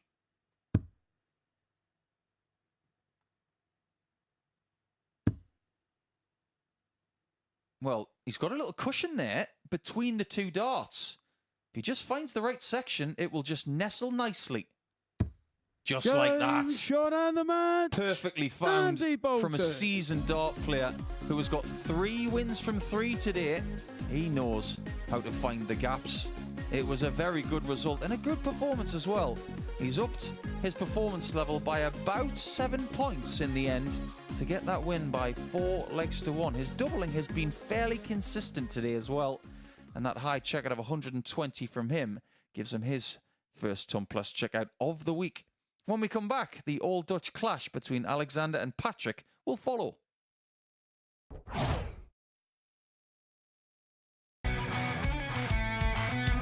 This is the MODUS Super Series.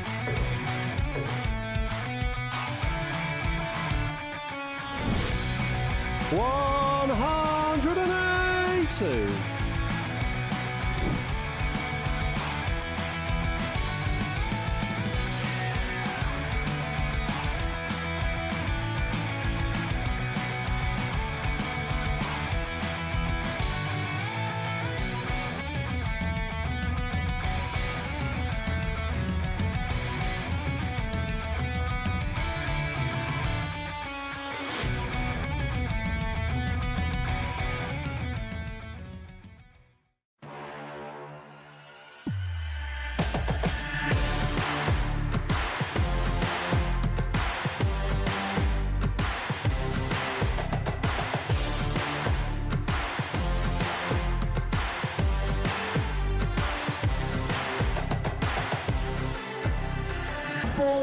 Joe Taylor, Garrett Tilley, and 4-2, Craig Nixon, Ronnie Young.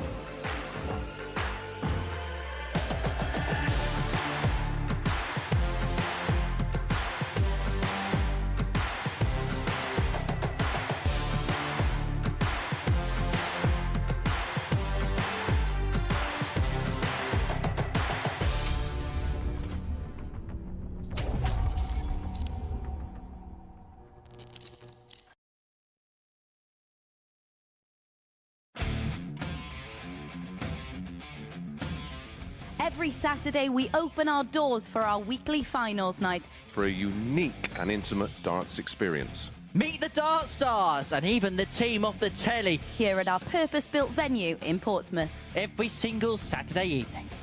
Tickets can be booked via this QR code Or at www.dartshop.tv for a very small booking fee. Follow us at MSS Darts on Twitter, Facebook, Instagram and TikTok. For all the latest ticketing news. All you need to do, log on, book, turn up, and the action gets underway from 7:30 p.m. So what are you waiting for? Get your tickets to the darts. We look forward to welcoming you to the MODUS Super Series very soon.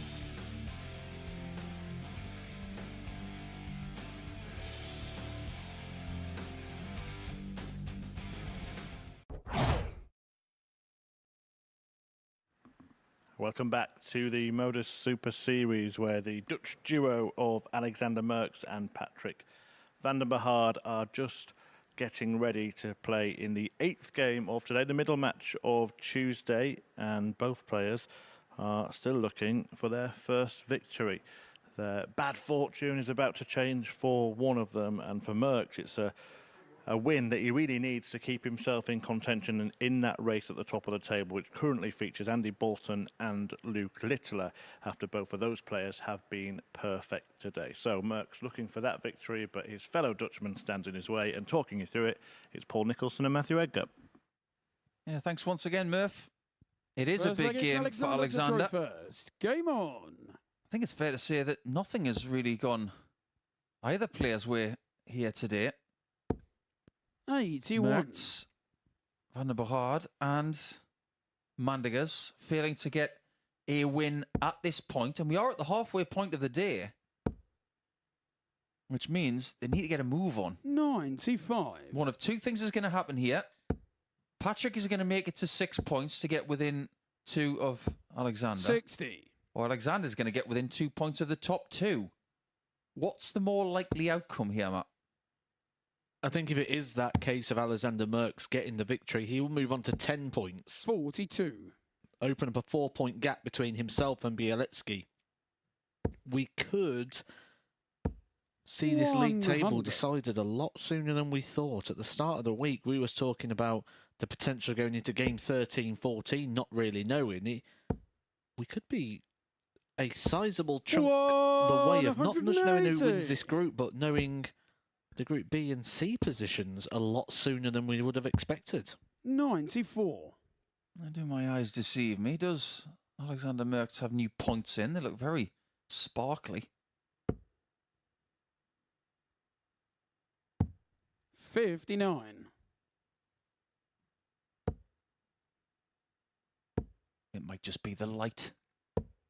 98. Badger record 125. It might be the light, but one of them looks a little bit blue. That's what I thought. This looks a bit red. Oh, it was almost very good. Alexander requires 68. Great attempt from Patrick. This is going to be a swift game. 36. Badger required 25. We are going double Dutch here. But unfortunately, they can't split the check. Someone's got to pick it up. Game shot on the And so far, Patrick has the lead. Patrick van den Boogaard. Did our referee just give us a Boogaard? Second leg, it's Patrick, Sorry, to throw Patrick. first. Owen didn't get the memo.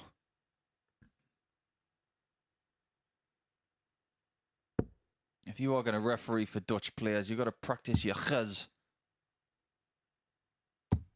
58. It's like Michael van Gerwen's name's not actually Van Gerwen, is it? Yeah, it's Mikhail van Gerwen. 100. But he's somewhat adopted the anglicised way of saying it as a brand, which is very clever. In fact, if you look back at the early 90s, when Raymond van Barneveld was introduced onto the stage at Lakeside, he was introduced as Raymond Barneveld. Just sounds wrong now, doesn't it? It does. 60. Very much so.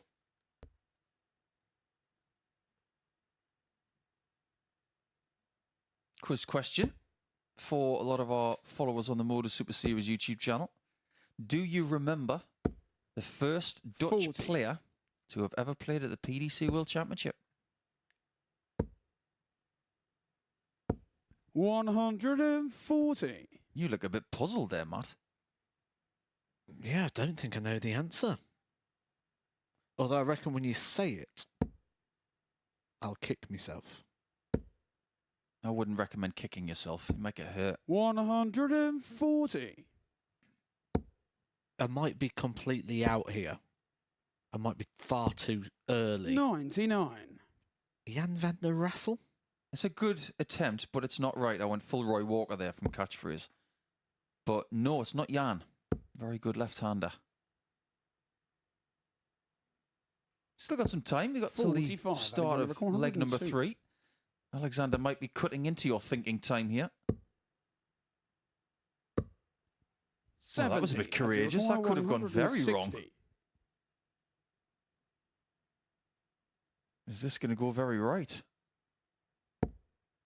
Could go bull-bull like Jared Cole, but decides to go traditional. 140. Alexander required 32. Game shot in the second leg. Alexander Really Merckx. good riposte here in leg 2. The break back is immediate. So if you're not Phil aware, against Alexander to throw first. first Game Dutch on. player to have ever played at the PDC World Championship, is sadly no longer with us. 60. Braulio Ranchero. Oh, I wouldn't have got that. There will be no kicking of myself. It's always nice to be the first to do something in World Darts. You think about 96. the Dutch team that were the first to win the World Cup. Rimmer van Barneveld and Koos Stompé. That can never be taken away from them. No matter how long that tournament goes on for, they were the first to get that trophy. And nobody's ever won the World Cup since 60. in long sleeves. Because that's what Koos Stompé used to do. We used to play in long sleeves all the time. We see a lot of these compression sleeves now, don't we? Especially in 100. Asia. There's that Suzuki, Paul Lim, I believe, uses one as well. Yeah, Anastasia uses them a bit these days on the women's series tour. And I'm a big believer in them. I think they give you a great 100. advantage. Gives the arm a bit more rigidity and it's good for recovery as well. 137. You don't see many players come to the Super Series with the old compression sleeves on. But we did see Suzuki recently, didn't we?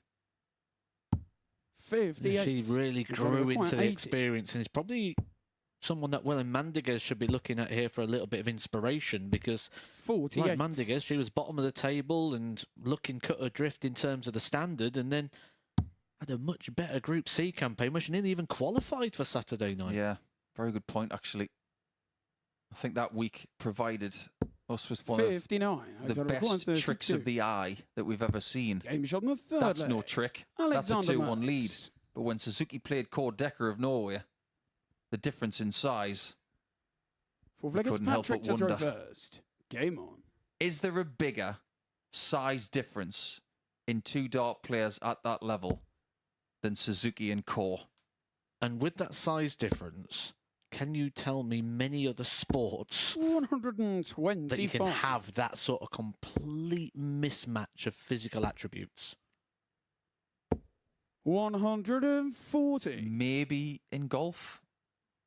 It wouldn't happen in any sort of physical contact sport like boxing. It wouldn't happen in basketball, I can tell you that. Would the physical attributes though not help in golf 137. and make Core Decker a bigger favourite? It wouldn't be as level as it is in darts? Not necessarily. If you were that tall, 140. you could have a bigger swing arc, but some of the best golfers of all time have been smaller in stature. Ian Woosnam, Gary Player, Jack Nicklaus. These days, Rory McIlroy's not even that tall. 125. I've not really followed the golf ever. I couldn't get it over the pirate ship. 97. Patrick require 114. Well, yesterday on 114, he went for 19s first. He's done it again. Shanghai. Well, he did have the option of 45 bull as well, because that 57 was blocked. 53. It's a very interesting play, that. 24. This could be an interesting shot. Double 11. 102. Patrick requires Very 61. much an improved performance here from Alexander. That leaves 45. Well, that was Game shot on the different. fourth leg. Quick Patrick van thinking den from Boogaard. Patrick gets him to 2-2. Fifth leg is Drink Alexander first. to throw first. Game on. You were the person who actually picked up on that process as well. 100. Just kills that time because the thing is the brain has to be doing something. And if you can if you can 85. do something in that period of time that just stops the brain from racing, actively doing something, actively 140. forcing thoughts, he's found it in a physical sense. One of my favourite sayings from the great Bruce Lee is as follows. Standing still and doing nothing are two very different things. I'm a big believer in the Bruce Lee philosophy. A very smart man, well ahead of his 99. time.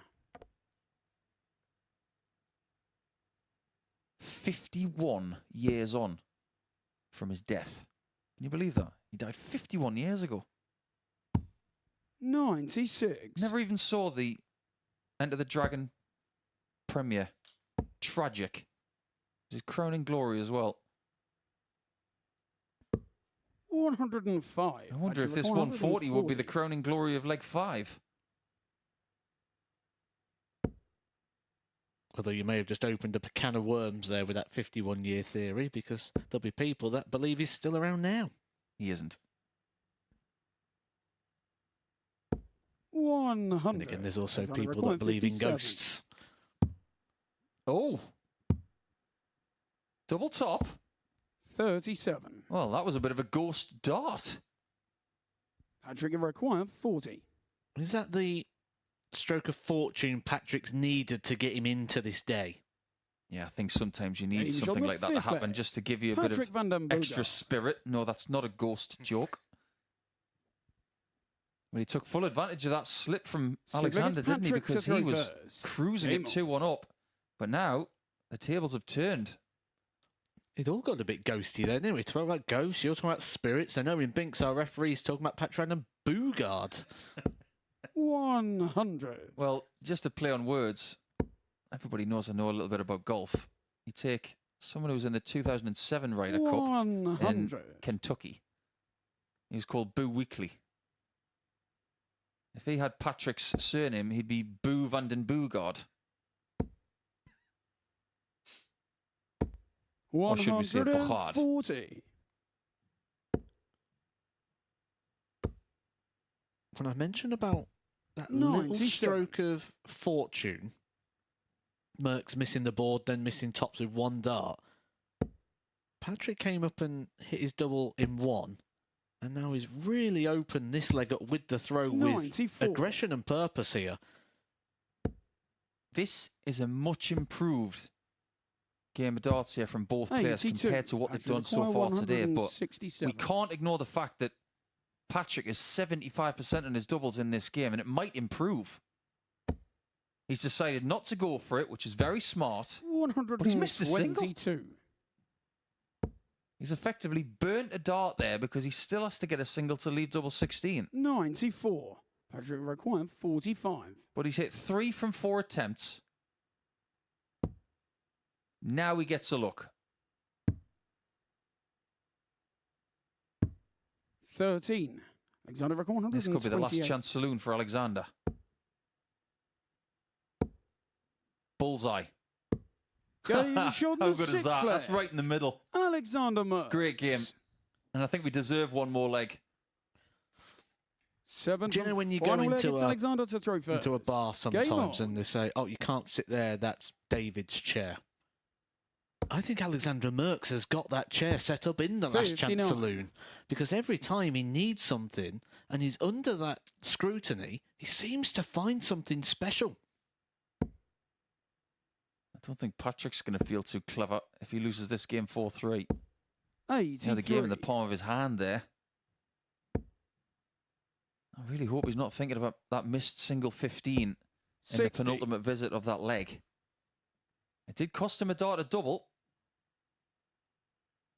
But you can't dwell on that fact for very long. 121. And because he's won a week here before, I get the feeling that he doesn't dwell on something too much for very long. 180. First maximum of the match for Alexander, and a fabulous time to get it. And he's not a player that traditionally hits a lot of 180s. He's only hit 2 until this point so far, by far 59. the player who has hit the least 180s of this group. Yeah, only 2 yesterday. 105. I suppose it's not how many you hit, it's when you hit them. Significant improvement here from Merckx, who could completely chop this table into 2. 81. Alexander required 97.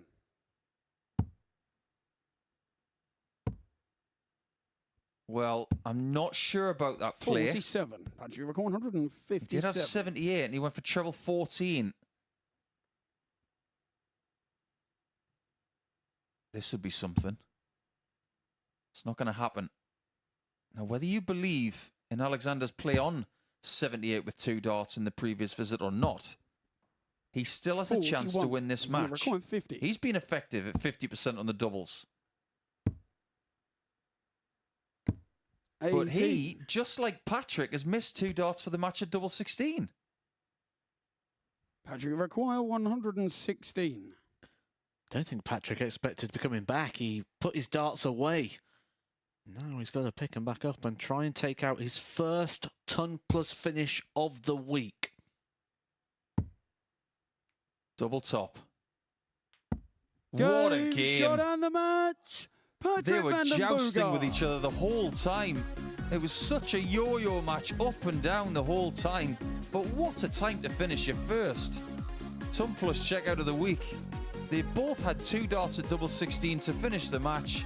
But it's Patrick who gets one more crack, and 57% in the end with an average just under 90 is good enough to get 2 very valuable points to get himself on 6 in the table. When we come back, it will be a battle of the young'uns. It's Littler against Białowieski.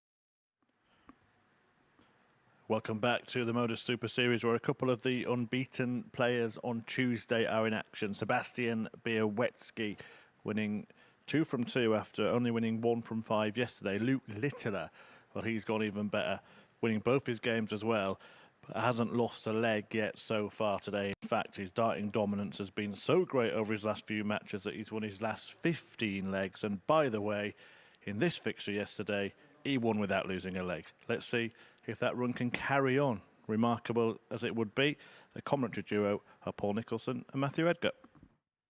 It's almost as if you're not giving Sebastian much of a chance, Murph. He does have a chance because he's playing better today than he was yesterday. It's a slightly different time that they're playing as well, just a tiny bit later. First leg, but there is another thing as well. Game on. Sebastian's never beaten Littler. They've played 4 times this year, and he's never beaten the man from the northwest of England. 96. If he stands any chance at all of winning this group, you do feel he's got to win this one to remain undefeated today. 58. It's not just the fact that Luke Littler's beating people 4-0, it's the way he's doing it. He's had one dart thrown at a double against him so far today. 100. He is absolutely dominant in his performance over this group. Only Andy Bolton's been able to topple him so far. And he is 10 legs 59. behind Luke. That's before Luke's come to the Oki in this game and had an opportunity to extend that even further. I've just had a really interesting message from a good friend of mine in Australia called Paul Bithell. 75. Very good shirt designer, by the way. He did my shirts and John Henderson's. He's done some for Kevin Painter as well. And he just gave me the most Aussie compliment for Luke Littler. 180. He just said, Luke Littler is a gun. And that is the ultimate compliment for a dart player 140. that you can say in Aussie. He's a gun. I concur. He is quite good. But then again, 100. Look, Białecki's not bad either.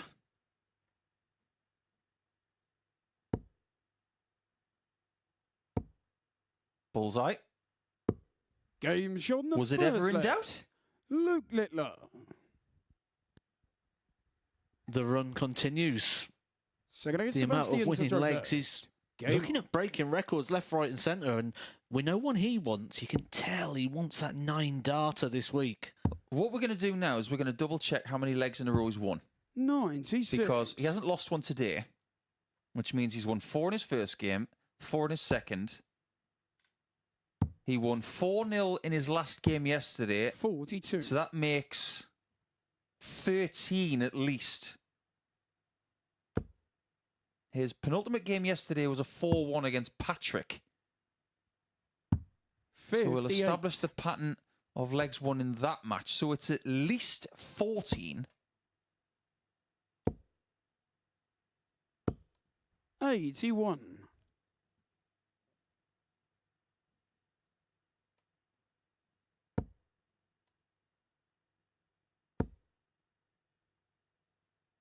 So he won 3 in a row 120. against Patrick.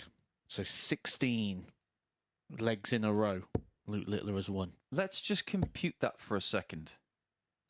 In this company, in this 140. group, with 3 other weekly champions, Littler has won 16 legs in a row. 139. That's at risk.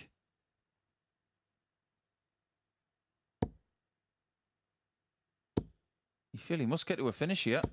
60. And he doesn't. So Sebastian's got 2 That's visits to required, break that 88. streak. And he's got the luxury of using the 16s. He's just going to double check what he's got left. It is double 12. And that streak Game is shot on the over. second leg. Sebastian Białecki. A very unfamiliar feeling for Luke Littler. He's lost a leg.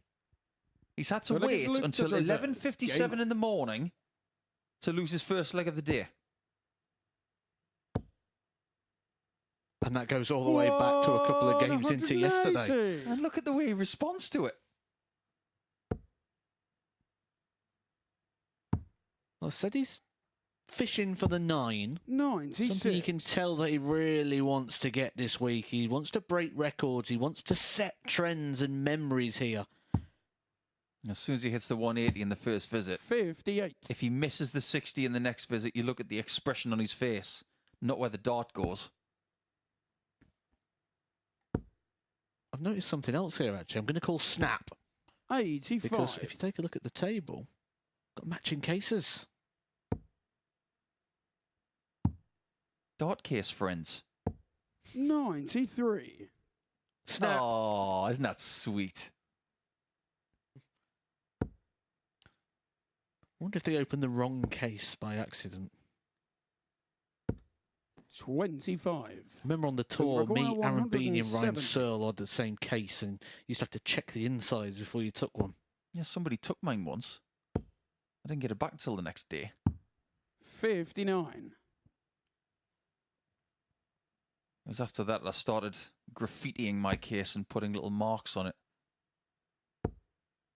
The old suitcase at the airport trick. Yeah, with stickers and things like that. 111.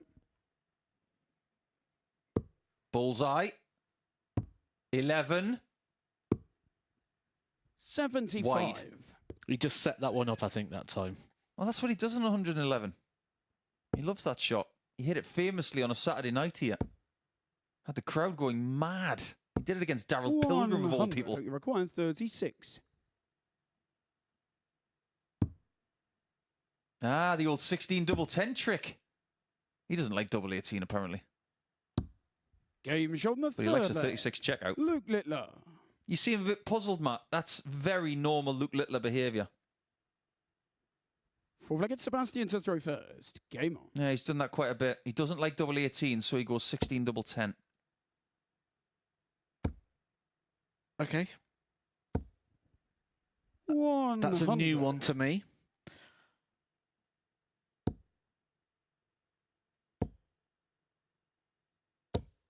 Is 100. overthinking a problem? I don't think he does. I think he just goes up there, has a plan, and just executes it.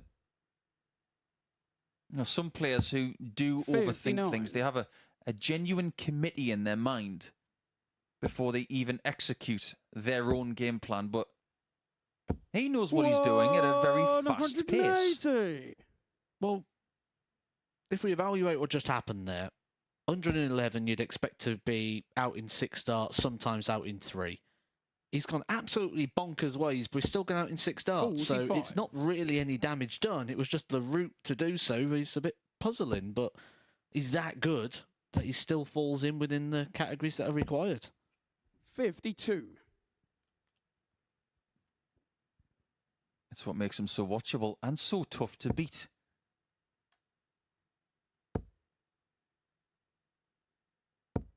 Here's one of the reasons why he's so tough to beat. He's had, what is it, 2 darts against him at double all day? 129. 2 darts at double all day. I don't mean to repeat myself, but I've never seen the like. 100. Look, you're requiring 40. And it's reflecting in terms of the table, the dominance that he's showing. Game shot on the 4th leg. That's a 3-1 Luke lead. Littler. But we do hasten to say that if he gets the result here, he will go to 14 points. 5th leg is Luke. But he will Cesaro still first. Game on. only be 1 win ahead of Andy Bolton, who he will play next. Coming to remind you as well of his 100. interview yesterday, the very first thing he said, I don't like coming to Portsmouth. If I played like this, I would love coming to Portsmouth. What doesn't he like about Portsmouth? 45.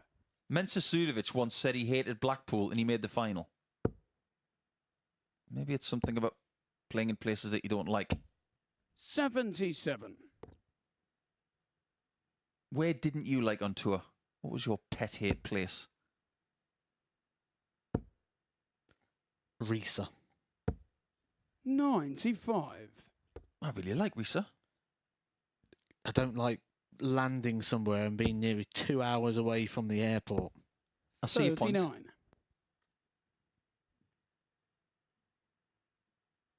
Definitely wouldn't like Jena then.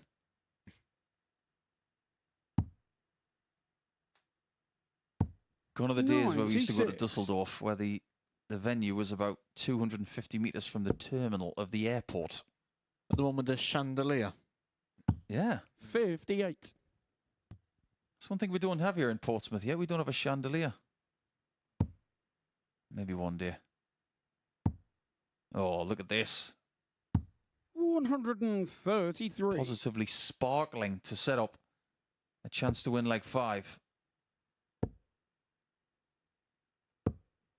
83. Oh, that was a risky shot, you know. With the last dart. 57 for Bull needed for Sebastian. Well, this would be some way to cap off a 3rd win of the day for the Nuke. Another. Okay. 128. He went tops for Bull. Sebastian requiring 95. It nearly worked.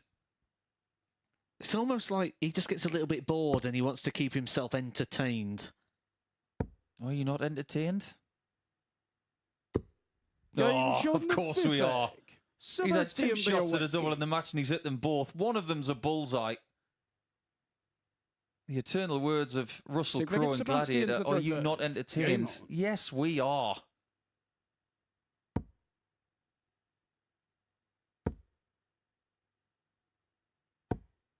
$85. The words of another telecommunications company who said the future is bright, the future is orange. The future is bright in the world of darts. The future is young. Be interesting, wouldn't it, to know the average age of a dart player, because it feels like it's constantly on the decline. It's getting younger. Yes, we've still got players at the very top of the game. When we look at Gary Anderson, currently 46, having another wave of performance. We look at people like Peter Wright, our world number 3, but that's becoming less common now that the top end of the game is the older man. 58. I have to agree. I think you do have a lot of players out there who are either approaching the age of 50 or are over the age of 50, but there are more young talents now than ever. Let's just look at the top 8. Michael Smith, Michael van Gerwen, Nathan Aspinall, Luke Humphries. And it feels mad when you say Michael Smith and Michael van Gerwen, but they are still relatively young compared to what the traditional dart player was. Well, put it this way. Here's one of the things that you might not know about World Darts. Rob Cross is younger than Chris Dobie. Try and compute that for a second. I think the real story actually comes in the next 8. 140. Not another one. Not another one. Well, Luke has been... Whoa. 81. Oh, that's a bit fortunate. Maybe the best small one he's hit here this week.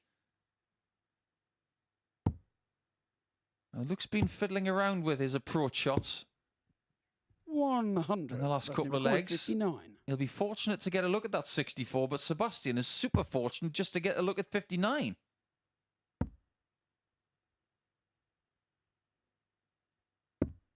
Game shot. It's 3-3. Sebastian Białecki. This table might be changing because remember, Białecki hasn't lost today. A one-leg shootout 7th and final leg to see who remains undefeated. And for the first time this week, Luke Littler 59. is under the pump.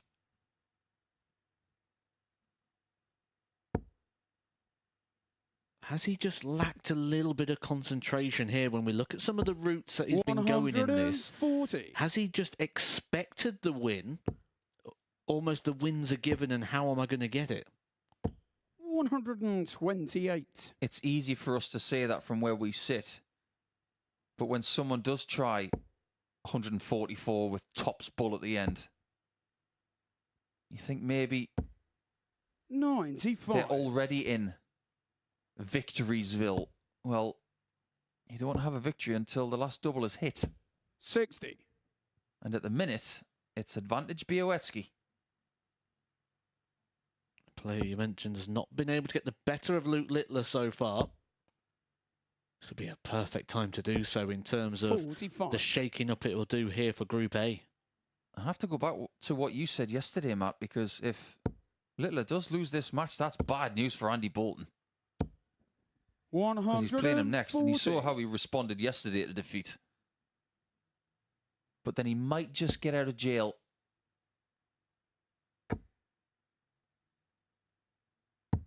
$139. He's set himself up for a very reachable opportunity should Luke Littler not be able to do the 114. He can't. 38. Sebastian Questionable 82. last dart. Białecki hits the bull again. It's been his friend today. Double 16. 66. He's had 2 match darts. Look, it requires 76. Can Littler get out of jail this time? He threw his last dart away out of the board. Well, blow me down. It's the bullseye for the win. Game shot and the match. Talk about winning a slightly Luke different way. Littler. Why he went treble 12, I've got no idea. But maybe he just wanted to win the game on the bullseye. Well, it is undefeated still for Littler on Tuesday, but he had to survive a really big scare from the pole. It was a really entertaining game and one of the best games that I've seen with those kind of averages. We will digest that over the next couple of minutes, and when we come back, it will be another all-Dutch clash, this time between Alexander and Willem.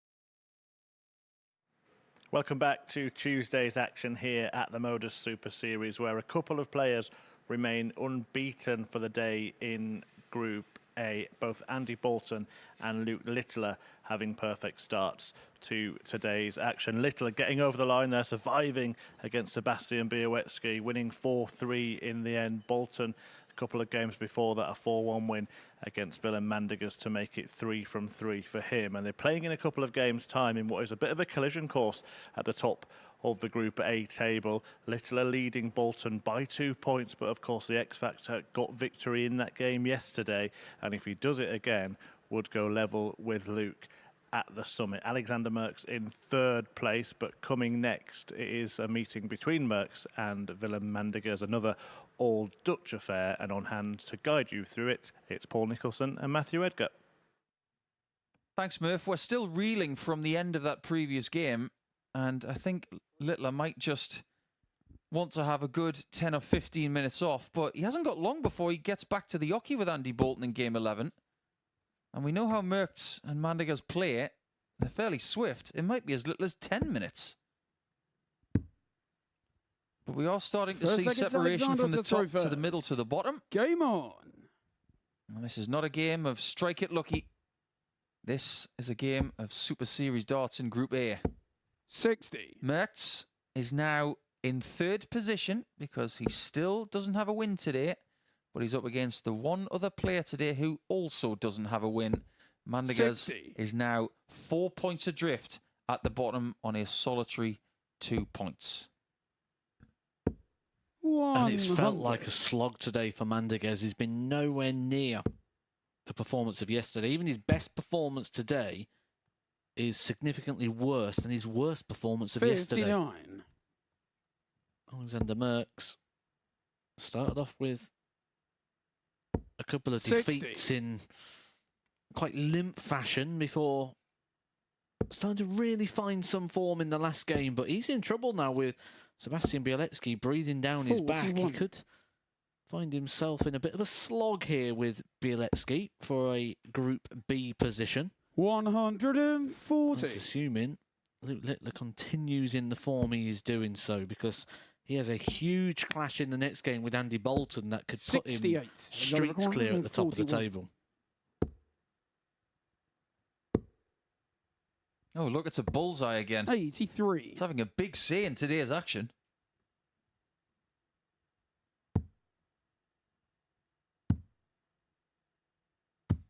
I think Willem is just trying to make something happen, whether it's on 19s or 20s. It just doesn't seem to be going his way. Game shot on the first. As for Alexander, that's a really tidy 18-dot hole to start things off. And a familiar feeling here for Willem. Second against Willem to throw first. Game on.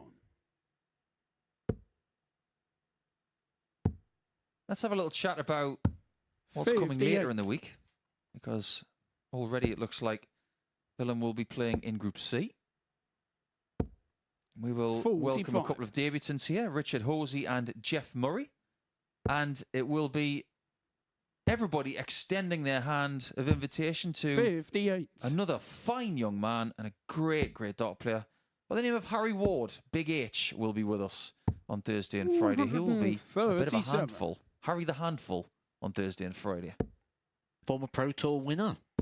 Actually handed his tour card back, said he didn't like the life of a professional dart player. And I suppose the thing about the Super Series and the way that darts is nowadays, that you can be a bit more picky and choosy. You don't have to have that lifestyle where you sacrifice everything if you don't want to. You can still have a nice part-time career that could still give you that scratching of the itch for high-end competitive darts, looking at trying to win big prize money. 140. Let's put it this way. You don't become a bad dart player overnight, no matter what decision you make. 81. And we know that Harry Ward can still play very good darts. He's definitely changed those points, hasn't he?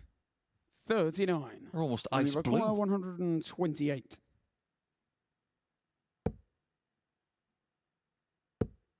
Doesn't get a 60 to leave the ball. 63. Alexander Merckx has got a chance to double the lead with a break. Game shot on the second. Asking ye shall get. Alexander Merckx. Getting a bit concerned now for Mandiguez, because it's not just the fact he's not winning. Alexander to throw first. It's the lack of opportunities that he's creating. He's had 8 darts at a double all day. And this is 3.5 games into his day now. 59. Is he already wishing for a clean slate on Thursday? Well, there's not really much more we can do now in this group, especially if he is to lose this game. He'll be cut adrift by 8 points from even being in a Group B position. 82.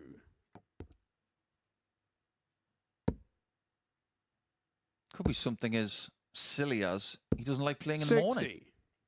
Some players don't. Ask Jelle Klaassen, who will join us in Group B a little bit later in the week, because 60.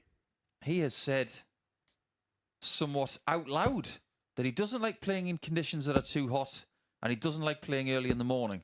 So the good news for Klaassen this week is it's October, it's not too warm, and he's playing in the evening session, which starts at 10 o'clock. So watch out for the Cobra a little bit later this week. And a man who comes here with plenty of positive form. 160. Looking forward to seeing how he handles his week here at the Super Series. Now I'm going to stick my neck out like a Cobra does and say that Klaassen is here Saturday night to keep up his perfect record to make it 5 from 5 in qualifying weeks. 41. He'd be very brave to oppose that in the form that Jelle Klaassen is in at the moment. No dart at the ball here for Alexander Merckx.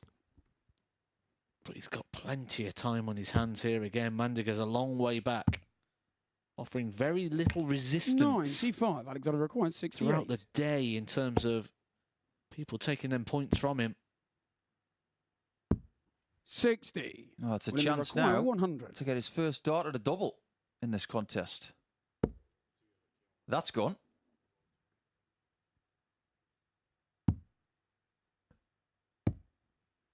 44. Alexander require 8. Double 4. Game shot on the third Straight in leg. 3-0. Alexander Merckx. And this is a very different game to what we saw from these two yesterday because Merckx had to win in a 7th and deciding leg. Fourth leg, it's Willem to throw first. Game on. And Mandiga's only got 4 shots at a double against Alexander yesterday, but he hit 3 of them. 30. I think you're right, Matt. I think he's not creating enough opportunities. It's the 100. scoring phase in the first 9 to 12 darts, which is not being effective enough. 140. When you start to wane on the scoring, that shoulder can sometimes get involved and increase the tension. You know, he hit that 60 with the last start, but it was very jerky. And that was his first 140 of the match. 140. But like Buses, he's got his second straight after. 97. And sometimes it's quite tricky to play a player who you know has talent but is not producing it at that moment because you almost feel you've got to take the opportunities because you're almost waiting for them to start producing. Very close. And just for a second, he was asking Owen, our referee, was that 98. William, you require 108. Does he get a shot at a double this time? Needs to find 89 more. He doesn't have to go for the treble 19. He could have gone for the treble 17 for double 19. 38. Alexander requires 72. Knockout blow. Pending. 56. Still pending. William requires 70.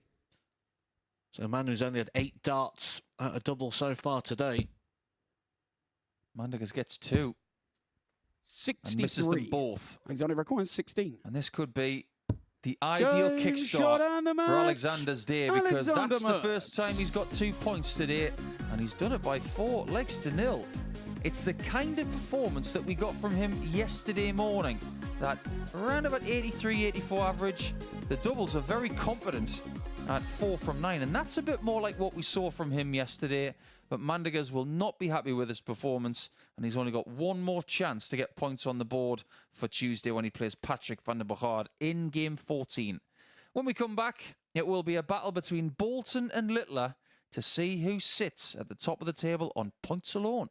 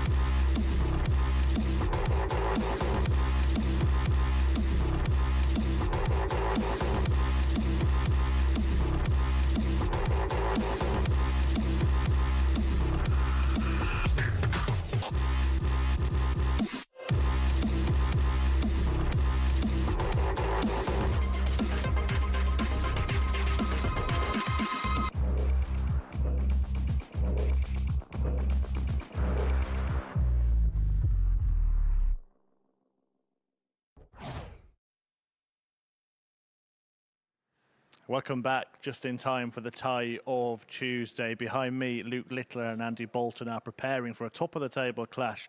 And I'm going to have a quick chat with our top two in the commentary box now. Paul Nicholson and Matthew Edgar have been watching the action today. And guys, this is a huge game. I think the question I'm going to ask you as Bolton looks to close that gap on Luke Littler in the league table is, who is the pressure on here? I think the pressure's on Bolton. I think how he's played today, he hasn't really played anywhere near his the best of his ability, but he did improve in round 3.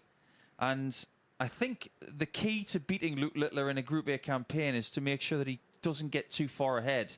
You've seen it in track and field where certain people can run from the front, and if they get too far ahead, you can't catch them. The same goes for Littler, who did stumble in his previous game against Białecki. But I think if he gets 4 points in front, he might just get even better with a little less pressure on his shoulders. You going to agree with that, Matt? I think with Luke Littler, he's probably got a slap on the wrist in that last game. I felt the concentration levels dip very slightly. He was going for different routes for checkouts. And I think maybe that was the wake-up call he needed. Białecki had match starts to beat him. And I think that could be a nice little slap on the wrist here, because Andy Bolton beat him yesterday, and Andy Bolton poses a threat, and you can't let those concentration levels dip here. Was that scare then, Paul, just in time for Luke Littler to get fully focused, as Matt said, ahead of this big one? Yeah, I think Matt's right, actually. If you think about what happened yesterday when Luke lost to Andy, the response was the best game that we've seen this week. He averaged over 106. So I think the case is Andy will be very aware that Luke maybe lost a little bit of concentration and still won. But the fact remains that he got away with it. He thinks that he could have lost that game against Sebastian, but now the response that we expect from Littler is going to be quite seismic. Yeah, well, it is going to be a really enormous contest, this, at the top of the table. Thanks, guys. Littler is playing Bolton now, as we just saw there. If Bolton can win, it will be all square, but Luke can open up a 4-point cushion. So without further ado, we will get this one underway and hand you back to the boys down in the commentary box. Thank you very much, Murph. Yeah, this is a really interesting fixture now, because we've talked a lot about Littler and how he's played explosive and high-level stuff over the last day and a half. But the fact remains, this format has shown you can get points very different ways. Bolton, if he beats Littler for the second day in a row, will be equal with Littler on points at 14. And then we've got a group on our hands.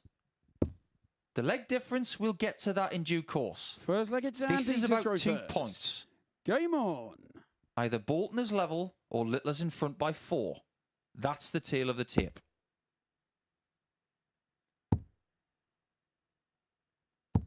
$134. Am I right in believing these two are quite local to each other as well? Well, Andy's originally from the northwest of England, but he currently lives in Ardrossan in Scotland.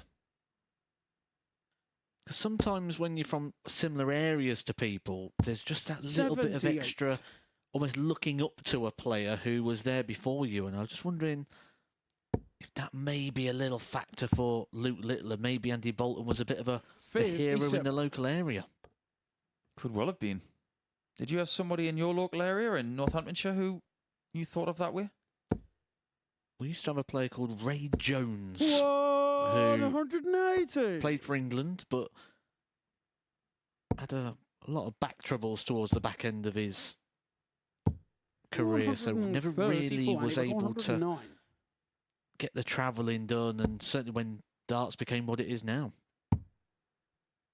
I think everybody's got somebody like that. For me, it was Gary Robson. Require 170. Taught me an awful lot at a young age.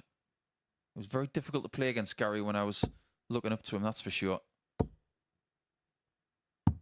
59. I also felt that way about some of my county teammates who were in a marvellous Northumberland A squad. Players that Andy will know very well. And he knows very well how to get legs against Luke Littler. Nobody better in this group playing against Luke than X Factor. That is a great start in 14 darts.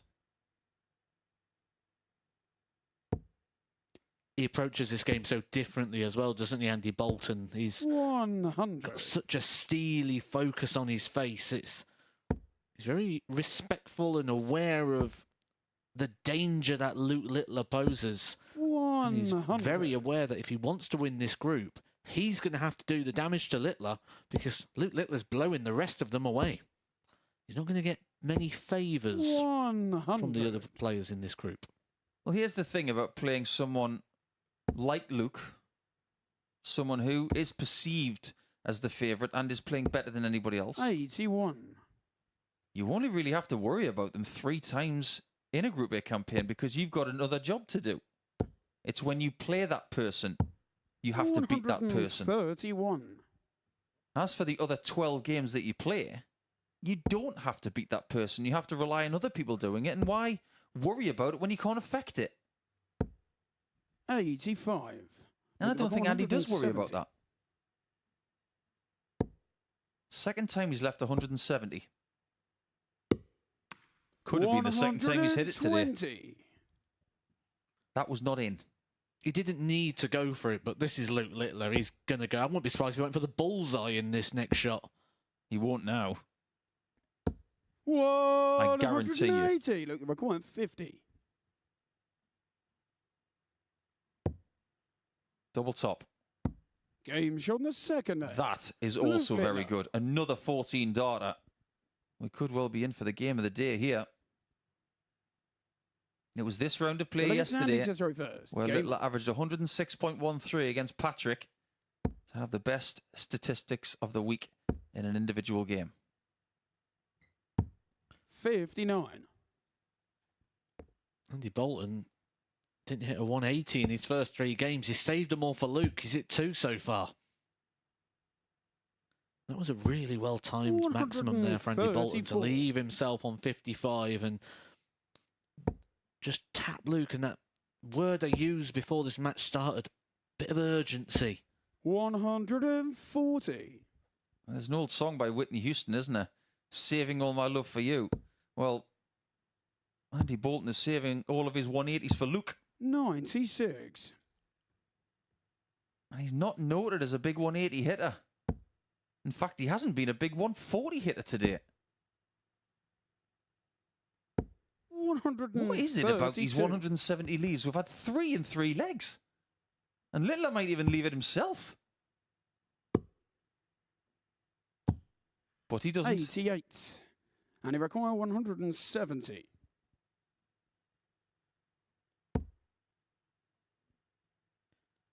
That's a little bit of time, but he's going to need to set this up.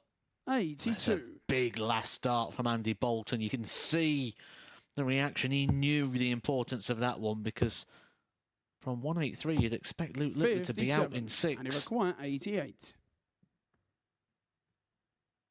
He'd like this out in 2. The 3 14 darters in this match. That's exactly what's happened. Andy Bolton. This is splendid. 108.6 for Bolton at this point, and Littler is finding it tough Game on. to break his stablemate opponent here. 140. If Andy is to get through this fixture with a victory, that 13-2 that you highlighted at the start of the day will all of a sudden start to become a little bit of value. 101. Well, let's put it this way. The last time these guys were here in a qualifying week, Littler did not win Group A. 60. Andy did. And Andy won it after a very, very hard campaign with Sebastian Białowicz. He got 26 points and only won the group by 2 points. 100. He knows how to do it the hard way. He's proved it. But I can guarantee you one thing.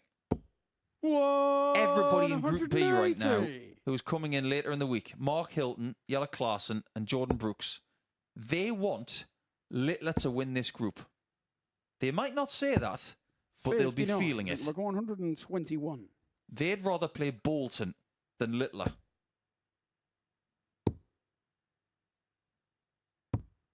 $81. Yeah, nice use of the board there. Treble 7 in that spot, I think, is a very wise play.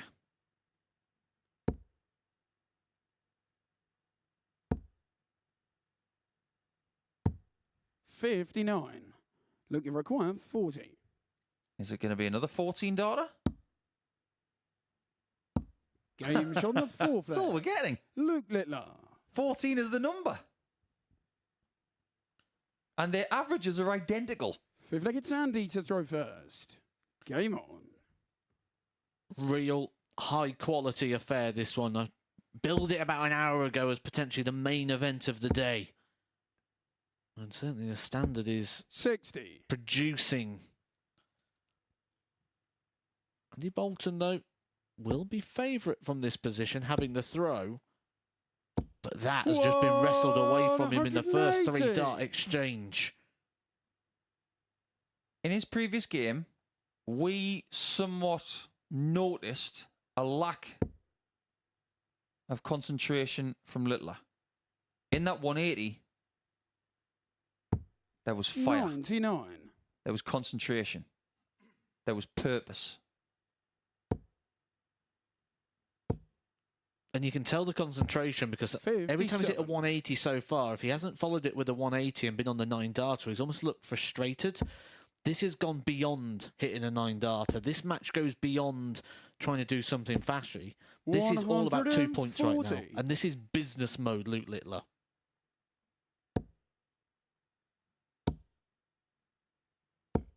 Well, you could tell by the turning of the lip 180. at the end of that visit. It's almost like he was not going to accept a 140. Treble needed. Treble not 44. found, and the game Luke could be require turning. 84. And it might be turning with the best leg of the match. Double 16. 52. Well, if this 158 goes They require for the worst leg of the match, 158. it will feel like the best leg of the match. Littler's hit 2 180s in this leg. And that's going to buy him the opportunity, which if the trend continues, he's going to hit this with a second They require dart. 32.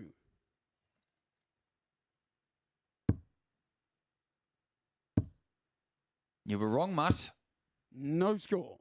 And Littler didn't get it And right. they require 58. A rare slip from Luke Littler.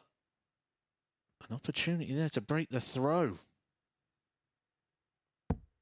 2 darts for Andy Bolton. Game shot And on he the fifth only leg. needs the one. Andy Bolton. A really good performance on the finishing here from Andy Bolton. He was gifted the opportunity there from Luke Littler. Opportunity for Luke Littler to break the Andy Bolton darts. He should be thrown first for the match here. I've got a question to ask you about this game. 97. Is this a little sample of what Luke is going to get next season? Because this is the kind of game he's going to be involved in an awful lot. Oh, absolutely. And that's why the tour can chew you up sometimes, 60. because you can be so close. But your opportunities are small. If you don't take those small opportunities, you can start to 64. lose games. It can start to run away from you. That 25 at the end of the previous visit was maybe a little flashy in some people's eyes, but I see it as quite 96. clever because it gets him within a visit of a finish. Whereas Andy Bolton, even with a 180, can't take out a finish. Exactly. 134. Next level counting and gameplay from 16-year-old Luke. Really smart.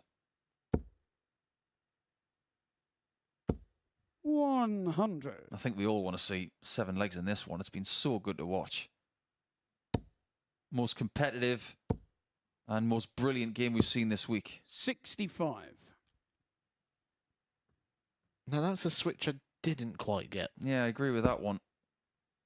Maybe he's just trying to practice his 141 for later in the week because he wants to get that 9. 140. Well, Andy Bolton's left himself 141. something quite reachable, just one treble away.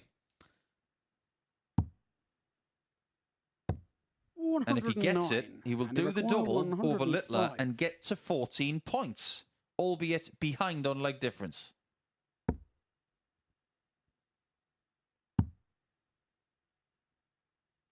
Earlier in the day, 89. Look, you he might have require winced 32. on that missed treble, but he's staying focused.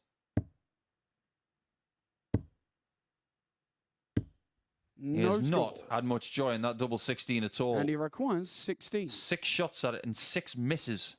And it might cost him the match. It does cost him the match. Bolton draws level at the top of the table, and now we've got a fight on our hands, haven't we? We've only got 4 games left of the day. As far as our contest is concerned, at the top of Group A, we've got that man with a smile on his face. And we've got a bit of a battle after that wonderful game, where both averaged in the mid-90s, and Bolton seems to have Littler's number. He's beaten him twice in 2 days now. When we come back, it will be the end of this round with Białowieski and Bugard.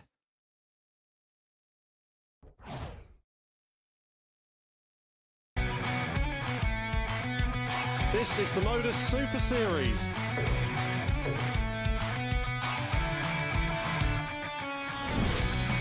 $180.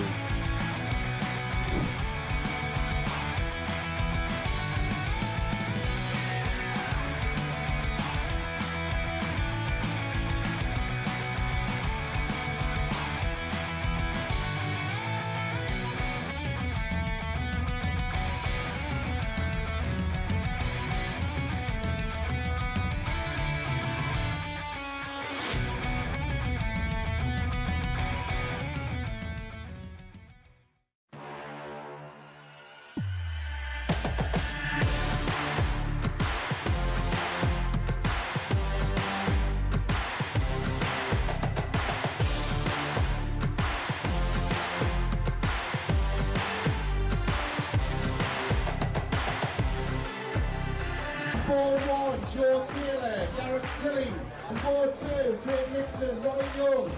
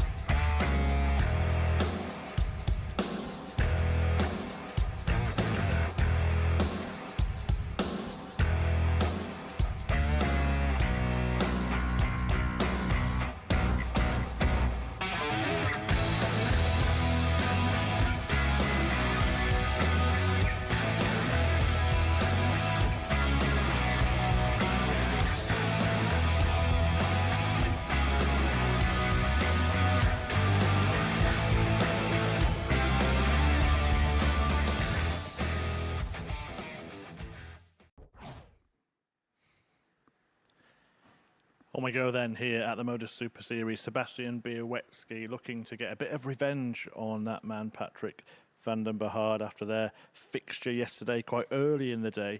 Went the way of the Dutchman, and very heavily as well. A 4-0 success for van den Behard in that one. A real bolt from the blue for Białowieski, but he's been much better today, winning 2 out of his 3 matches. As for van den Behard, he has only picked up 1 win so far today. So, will they get level on the tally today, or can Białowieski just get himself clinging to the coattails in that Group B race? Let's see, in the company of Paul and Matthew.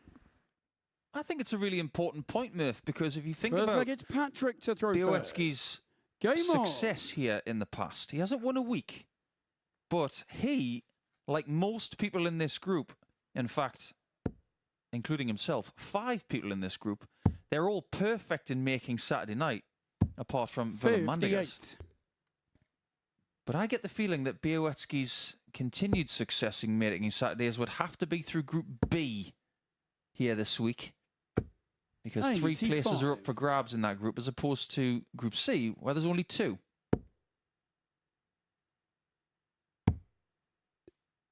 I think we're going to see quite a lot of players from this Group A get through, regardless of where they go, whether they get directly through or whether it's through Groups B and C.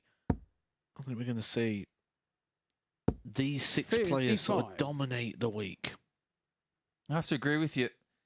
You think about last week as well.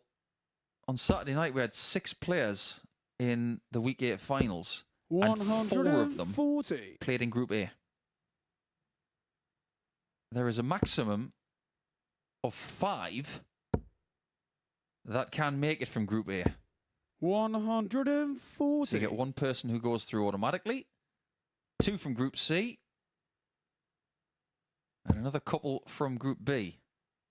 And I've got a sneaky suspicion 81. that could happen. But I think a minimum of 4 will make it to Saturday night. And I think Białecki's going to be one of them. I just think he's too consistent. He'll just find a way. But will Patrick find a way past that dart? That is the key to winning and qualifying for Saturday here at the Super Series. Consistency with flashes of brilliance.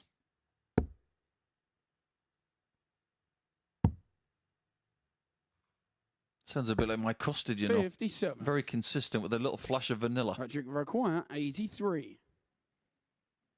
Well, hopefully we'll see those brownies again this week. Well, that seed has been planted. Double 16 for the opening leg and 6 visits. 51.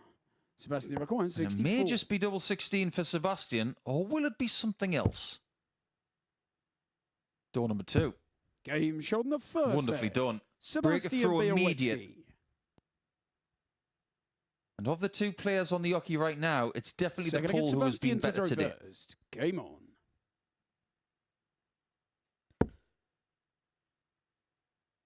Absolutely. I've been really impressed with Sebastian when he came into today, bottom of the table. 180. Just 1 win. We did say it seemed a bit harsh on Białecki. We felt like he played a lot better than someone who would only win 1 game. The stats back that up as well. A near 90 average for the day. I've seen people win Group A's with lower averages than Białecki had yesterday in just winning 1 match. 93. You've been around darts a long time, and you've also been a teacher. How would you grade the temperament of Białecki? Oh, it's up there, isn't it? The 58. bounce back ability, the resistance that he has shown. To be able to put this level of performance in today after yesterday. I've been in one of these 3-day Group A's before, where the first day hasn't gone well. And you've come in on day 2 and 3 and almost just waiting for it to end. You almost don't want to be there. So for him to come here today and to fight as hard as he has, he had match darts against Luke Littler in the only game he's lost so far today. It's a real good credit to who he is and where he's going to go in this game. Yeah, he's always been touted as a very good future professional, but let's face it, he's a good professional now. 100. He may not be on the PDC Pro Tour, but he's a professional. Well, he can't hit double 16 when he needs it to end a leg, but he needs it to come to his aid on approach. 44. He's very close to going all the way back to his starting position there. 46. Just got to remember where that double 16 was in his eye for the next time he needs it. Another one of those will be handy.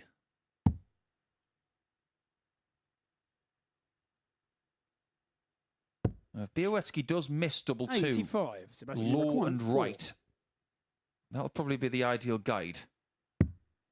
Oh, that's a bit left. That's why it's blocked. He can't find his way past it. Patrick requires 61. When you give Patrick an opportunity, tends to pinch your pocket. Nobody likes double 9. 57. Sebastian, you're You required show me 4. someone who likes double nine, and I'll show you someone who's telling you fibs. It's in Game an shot the awful second position on the leg. board for a right-hander. Sebastian Białowski. But that is 2-0 for Białowski, who is surviving in this game. He's had 7 chances at a double, but his opponent's had 4 and not made him pay so far.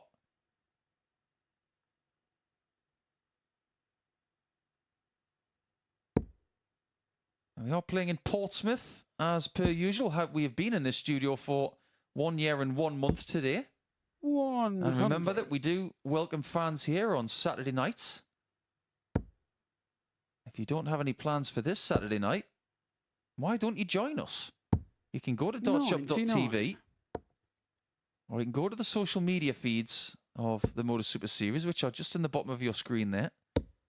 And you can find your way to getting some complimentary tickets, just a small booking fee to guarantee your spot. And you could watch some of these dart players here on Saturday night. Or indeed, if you do have a smart device, you can scan this QR code and join us here in a few days to see the culmination of week 9.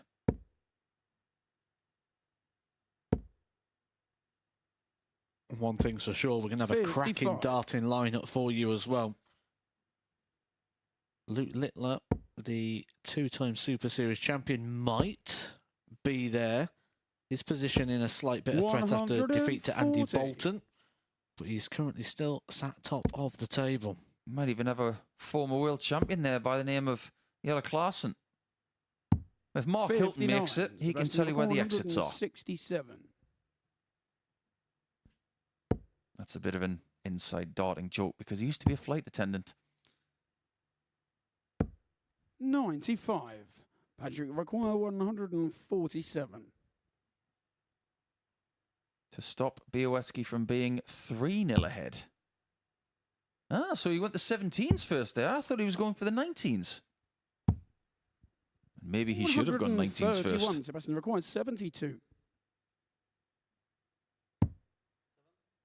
No, it's going to have to be the 15 section. Get 3 of them for double 10. And he does. Big dart.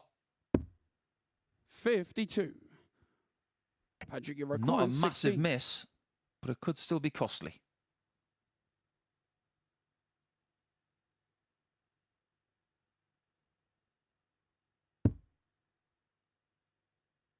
Nothing in the way.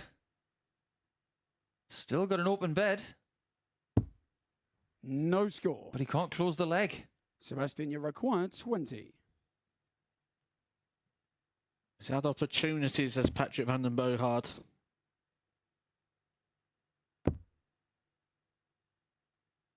That's a wicked deflection. And that's a wicked dart. The third leg. Sebastian Białowski. You don't see Sebastian apologise too much. You don't see him show too much emotion. There was even a shake of the head in there as well for Białowski. He probably knows that his opponent's had opportunities. But you got to take them. You don't score a goal just for having a shot in an open goal. You've actually got to put it between the posts. I don't think there are any open goals in darts. The only assistance you'll get 30. to help you win a leg is from yourself and possibly a kind marker. I think marker of the day belongs to Andy Bolton when he had 2 darts outside the double 16, and he just needed to find this section of the double, and even if he missed it slightly left, it was still going in. It was a great dart. 140. Well, that right shoulder is definitely activated here for Patrick. He was almost like Richie Burnett there.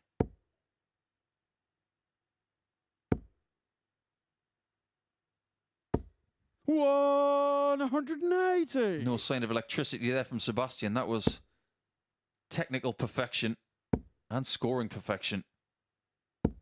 We are seeing a fair few 4-0s today. Littler's done it twice. We've seen Merckx beat Mandigas 4-0. And this one could end the same. 135.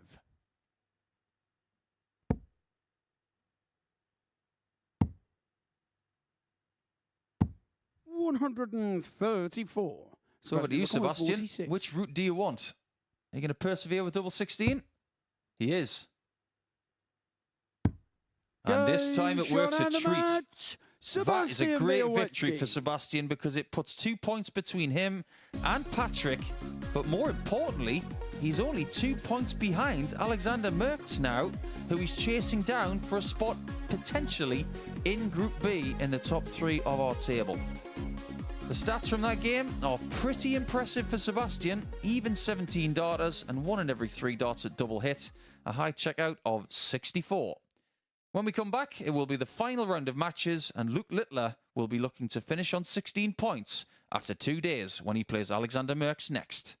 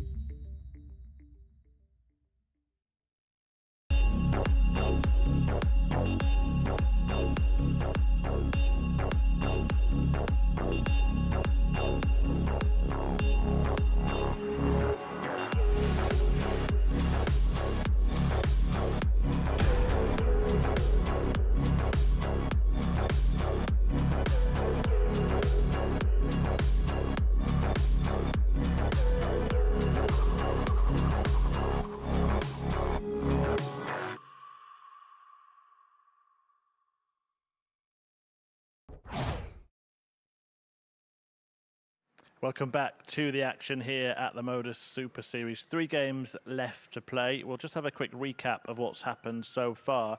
And that last batch of fixtures, very interesting indeed. A couple of 4-0 victories in there, including a revenge mission completed for Sebastian Białecki against Patrick van der Behard before the break. Alexander Merckx also winning 4-0 against Willem Mandegers, but the big significant result, that 4-2 success for Andy Bolton against Luke Littler. Both of those players still the match to play. Littler in action next, but it means in terms of the league table that pair are tied at the top, 14 points apiece, looking to stay there as they go into tomorrow and have a real grandstand finish.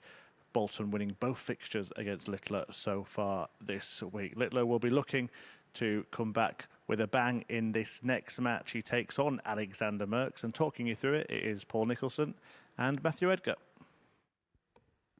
Yeah, last time you're going to see Luke today. Last time you're going to see Alexander as well. They've had contrasting days. As for Alexander Merckx, he's probably thinking, well, it hasn't been a great day, but at least I did win my last game against Willem Mandegers by 4-0. So he did get himself off the canvas a little bit. But if he's going to win this one, he's going to have to raise his level, you feel, by a good 10 points.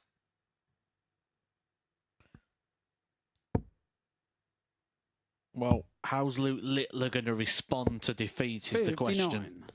He was very close to defeat against Sebastian Białecki, and then he lost out to Andy Bolton. Białecki missing 2 match darts to beat Luke Littler, which just reminds us all that he's human. He's not an AI darts player. 140.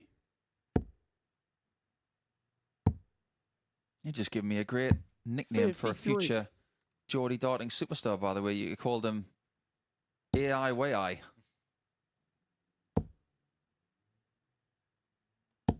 Oh, how good is that? 162. The old Rob Cross route on the old 302. I wonder if he's going to stay there for the next shot. 60. Look, Maybe the most 140. famous 302 in the history of the game. 5 treble 18s and double 16 to win a world title.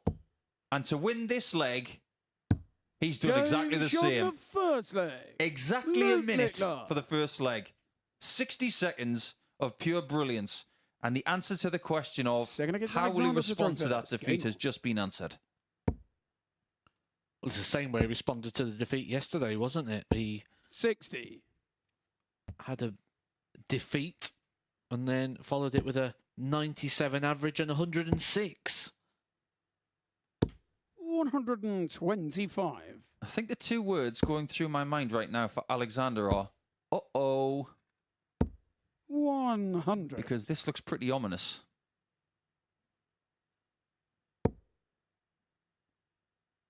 You know what it is. He wants to get this done so he can get back and get some ultimate team played. I said yesterday that Alexander's a really good closer. He's really good at finishing a campaign strong. This is a different type of strength that he needs. This is lifting the caber and tossing it 50 meters kind of strong needed. I'd be very impressed if 60. Alexander knows what a caber is, by the way. I'm not sure I do. You don't know the Highland Games where they've got to toss the caber? A big lump of wood? 134. I'll show you a YouTube video later. Very impressive. 65. Look, we're 126. 19's needed. Needs at least 4. There they are. 85. Alexander, 116. That one's a wide. This one's tops. Game shot in the second. This is 1-1. Alexander Merckx. Nothing but ton plus checkouts in this one so far. 140 and a 116.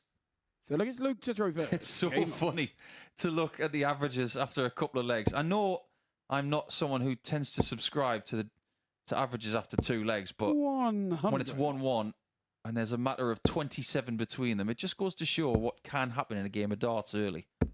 140. And that pattern could continue throughout the game because all that is one player not playing well on the other person's throw. You don't have to play well on every leg. 57. Just go do it more than your opponent. You can have off legs and still win. 97. We've seen that quite a lot today, actually. I think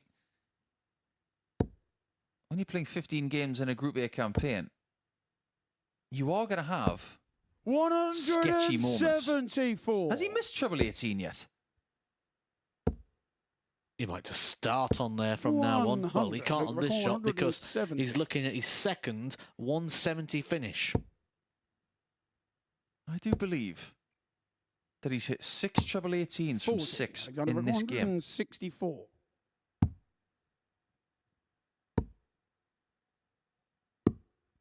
.46. Look, we're 130. Well, this time he doesn't need 4 19s, he needs 4 20s. And the ball.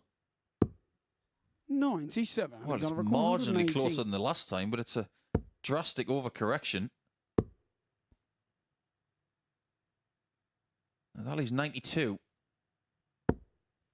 46. Look, you're requiring 33. Double 10. 23. Alexander, this is a great chance for Alexander. And I'm sure Andy Bolton is watching this in the back room. 40. He was hopeful of an Alexander 2-1 lead. Game shot. His hopes have been dashed. Luke Littler. Opportunity for Merckx. Alexander to throw taken. It was a small opportunity, but they're all you're going to get against someone like Luke Littler. Now, we had a little chat last night, didn't we, Matt? 100. About whether Luke would get 10 points from 10 today. And I said to you, I think you'll get 8. 60. But we didn't talk about what anybody else would get. Just so happens that 8 is the best that Luke can do. 95. Is 8 today and 8 tomorrow enough?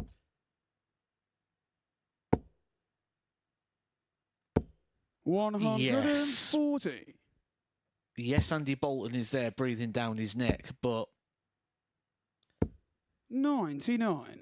I think that'd be enough. 24 should be enough in this group. We originally made our predictions around the 2022 mark. I do get the feeling that 24 60. points or even 26 is going to win this group now. Which means that separation between the top 2 and the rest is inevitable.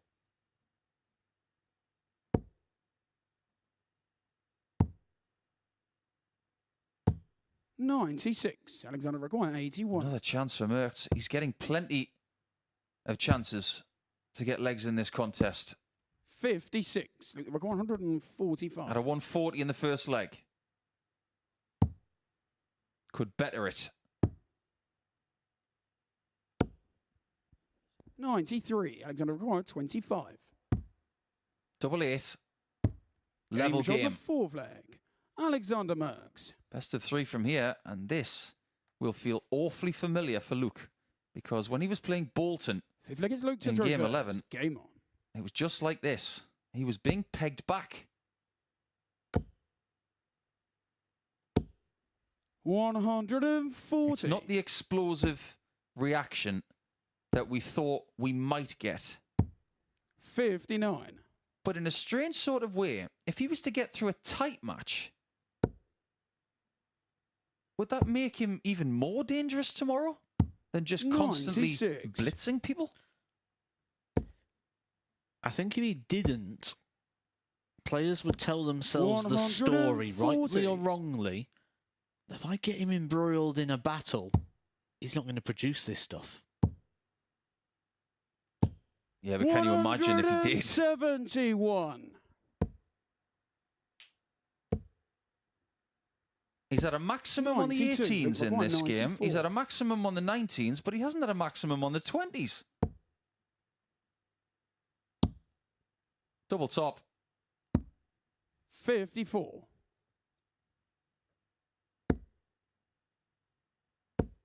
How is Merckx hanging on here? 58. Look, required 40. Can he break Littler at any point? It's not looking likely. Game shot. And he hasn't broken him there. Luke Littler. That's why this game is 3-2 Littler. He's too strong on his own throat. And that's why there's 15 points in the averages. Game on. Merckx just can't catch Littler when he throws first. Well, the averages suggest that he 58. is 3 darts ahead, which is how it feels when Littler throws the darts. He's using that extra throw. It's coming across on the scoreboard. 58.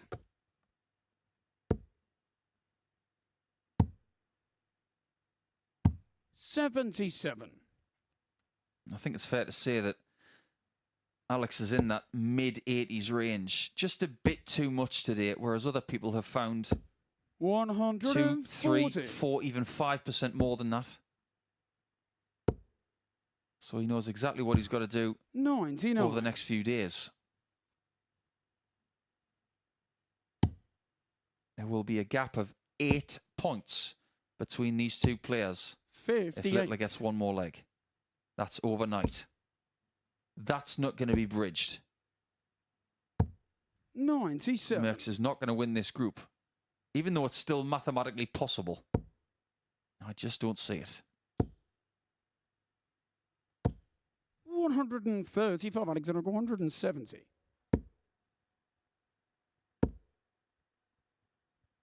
There's only one way to finish this then. 60 bull. 110. I wouldn't be surprised to see him go that way either, or 20 tops bull. I went the other way around.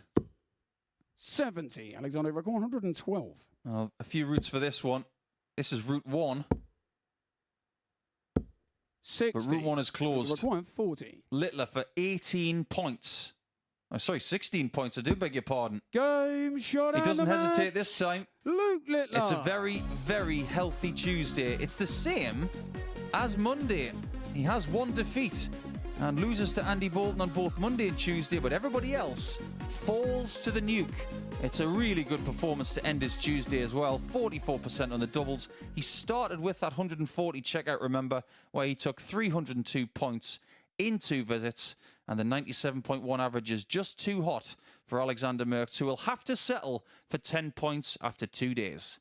When we come back after the break, it will be the last you'll see on Tuesday of Willem Mandegers and Patrick van den Bogaert.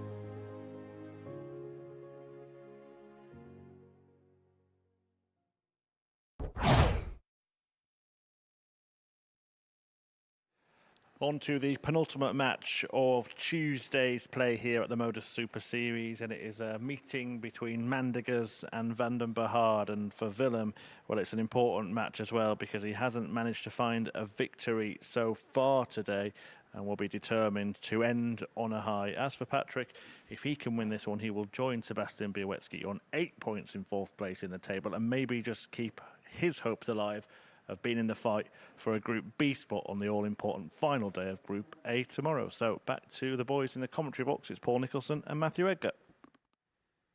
Thanks, Murph. We've seen the end of Luke Littler for the day. He's ended with a daily average of 94.27 and 45% on doubles. Another very strong display, picking up 80% of the points on offer for him on day 2 of Group A. Game on. But now we turn our attention to the bottom 2 in the table. Like Chris just mentioned, Mandegers trying to get his first points of the day. 85. And trying to get his own back on Patrick, who beat him 4 legs to 3 on Monday, of course. But Patrick hasn't had a great deal of joy himself today, only picking up 2 points. 39. His sole victory for the day, coming against a Dutchman in the shape of Alexander Merckx, who's just lost to Luke Littler by 4 legs to 2. But Mandegers has found it really hard work so far today. His average just inside the 75s. That's 43. Going to struggle in most Group A's, but when we've got a Group A like this one where we've said about the talent line being so high, it shows why he's bottom of the table with just 2 points. And when we look at the difference between where Mandiguez is towards the top of the table, he's 14 points and 40 legs away from that top position. 57. You and I were in the commentary booth for when Jack Waring was here. 82. He finished on a record minus leg difference at the bottom of a Group A table. If I remember off the top of my head, I think it was minus 51. 135. But I think the difference, with leg difference in that group, it was approaching 80, wasn't it? 99. Yeah, it was a sizable difference between the top and the bottom that week. And I think we're going to have 140. Well, not quite similar, but it's going to be a huge sizable difference on this one. Ah, that's the route for 118, which you don't agree with, Matt. You require 87. The old 6-17s in bull.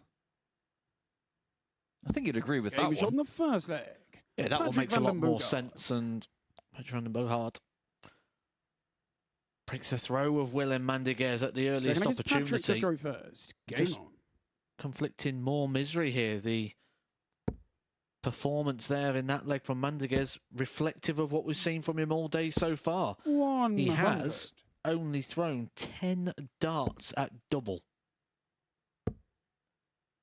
of which he's converted 2. 97. 2 legs today for Willem Mandiguez.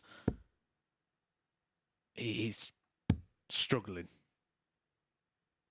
I think he's struggling for 2 reasons. One, he hasn't played his best darts today. He played a lot better yesterday, but he's the only player in this group who's never made a Saturday. 64.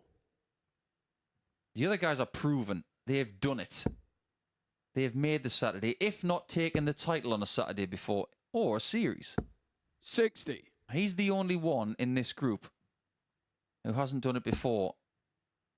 And he's only just in the young part of his journey back to where he was before. 99. Don't judge Willem Mandiguez by who he is now. Judge him by who he is in a year.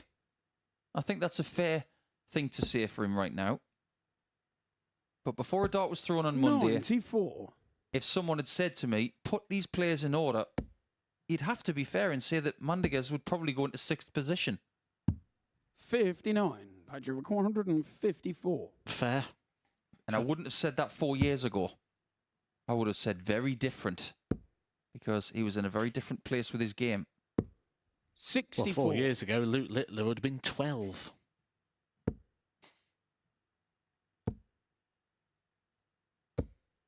Probably still would have done quite well. Require 90. When you think about it, that's in school terms. It'd have either been in year 6 or year 7. Middle school. That's a nice dart. It's 5-5 for 2-0. Game shot on the second leg. That Patrick is a van den beauty. Boogaard. Zero sympathy for Willem. It's almost like Willem Patrick is the villain for Willem. He's like a conductor up there. 125. And a 1, and a 2, and a 3. Everything in order. But look at the time he got to the oche. By the time he got back to the back of the exclusion zone, he was walking straight up to the oche again. That was a wait there of around about 20 to 25 seconds that he filled with activity. The emotion that he sort of rides a roller coaster throughout the whole match.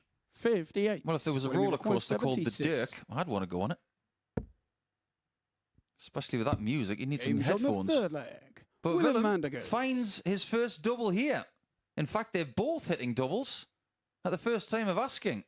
This is very impressive. Patrick to throw first. Game on.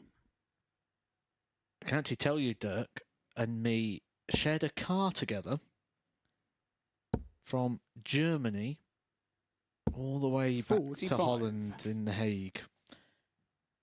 And he had control of the music. Now, his walk-on song, he describes as soft music.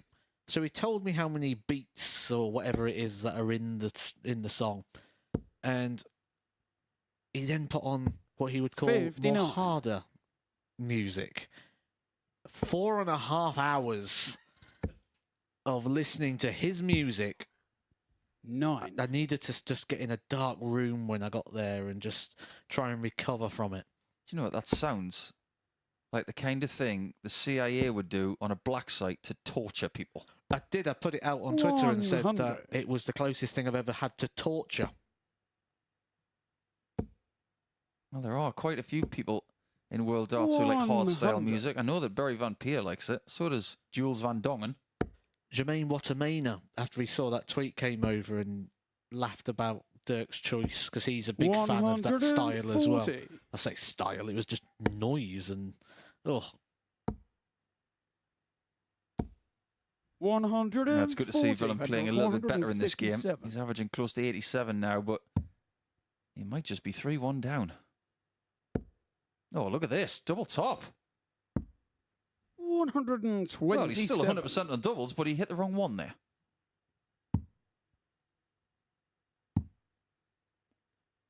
We'll come back 58. for double 15. Put himself a leg away from ending the day with some points. Got to go high on this one. Oh, he's decided to split it, has he? Game shot on the 4 flag. That's one way to do it. Patrick van den Boogaard. Double 10, double 5. You don't see that every day. 5th leg, it's Willem to throw first. Game on. Was that on purpose, or did he want to go for a 10 to lead double 10? We'll have to ask him a little bit later.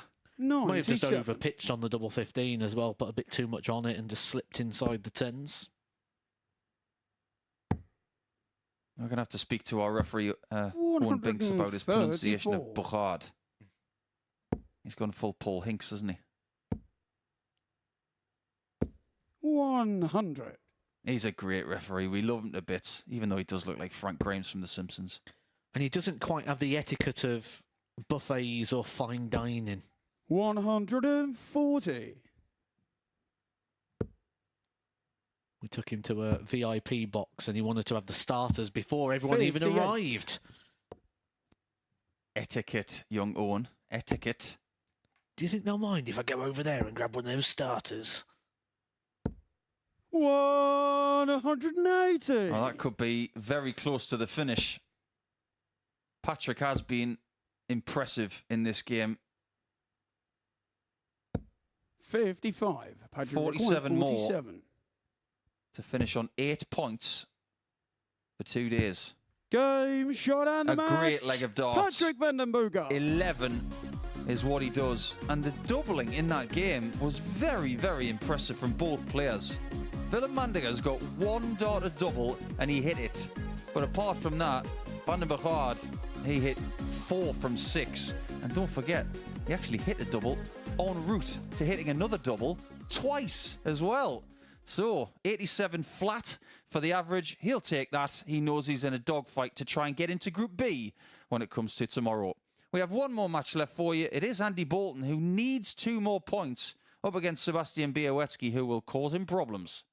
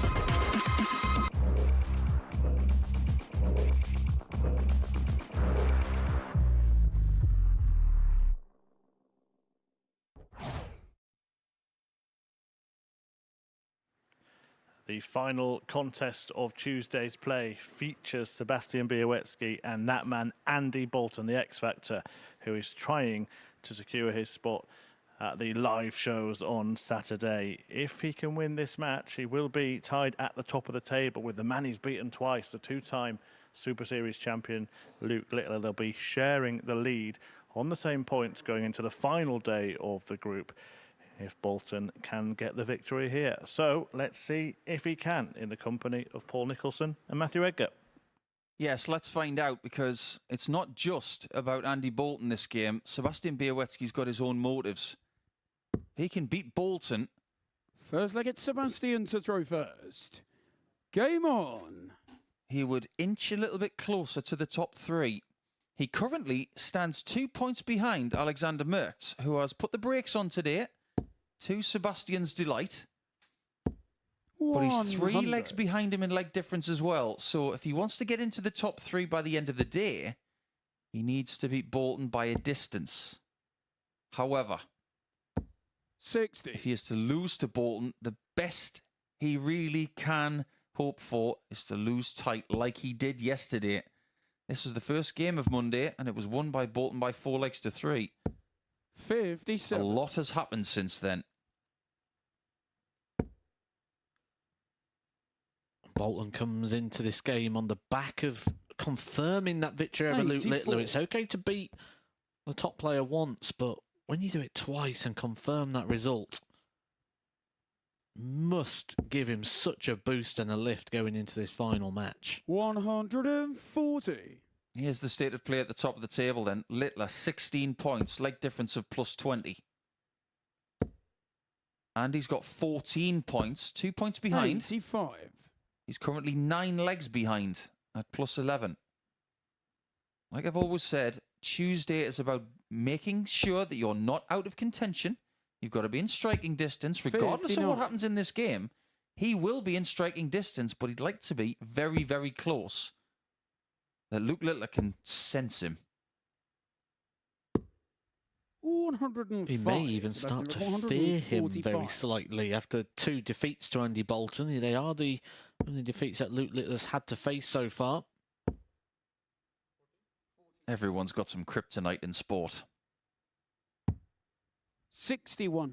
And he requires It just so happens that X Factor might be the kryptonite of Littler.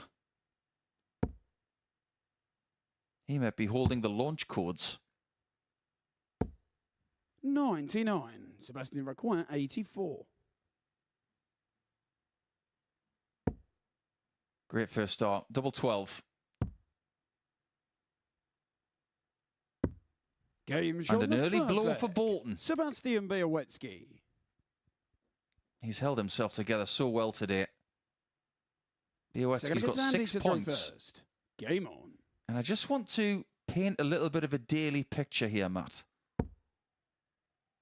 On my little notepad next to me here, I keep daily statistics and overall statistics. 59. If Białecki wins this game, he's the best player of the day. You'd have equally the most points and the best leg difference for Tuesday. 125. What does that tell us about him? Well, it tells us that he knows how to dig deep, because he's not yet posted an average above the 90 mark. But as we always say, and the man top of the table, Luke Littler, said it as well this week, it's not about averages, it's about results. And he's a man that knows how to get results. Best average of the day so far, 88.75. That came in match number 3 when he was defeated by Luke Littler. 99. So he did have match darts. You talk a little bit about range. His range is just a shade over 6 points. That's really tight. That's why he's competitive. 125. Because with a short range, it means you are competitive in all your matches. You've got a chance to win them all. When the range is so varied, we take a look at 100. Mandiguez, for example, 14 points. Alexander Merckx, 18 points, which is why he wins some games and loses some. And that's why we highlighted Alexander Merckx at the start of the day as being someone who could really slide away today.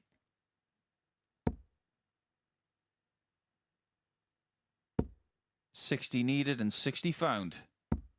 Game shot. Oh, what a beautiful picture that is. Andy Bolton. Wonderful way to recover after a very high first start. But was that on purpose, I wonder? First. Game on. Some players like to get the single out of the way so that the 60 bed is open for dart 2. That way, it's not closed at all. It's not blocked. 140.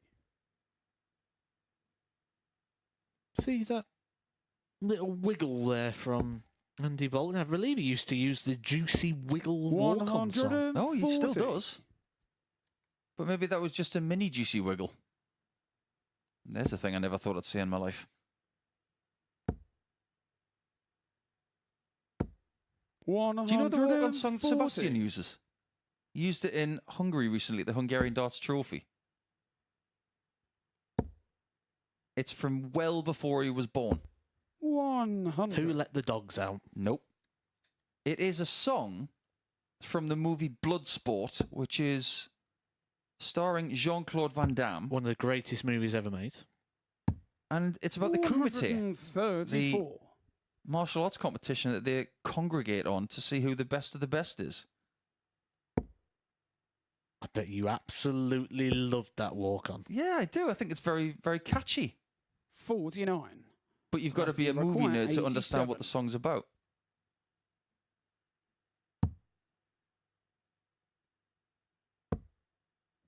Nice layup. 55. Because Andy can't do anything from 2-1-2. Sounds like I'm testing the microphone. 2-1-2.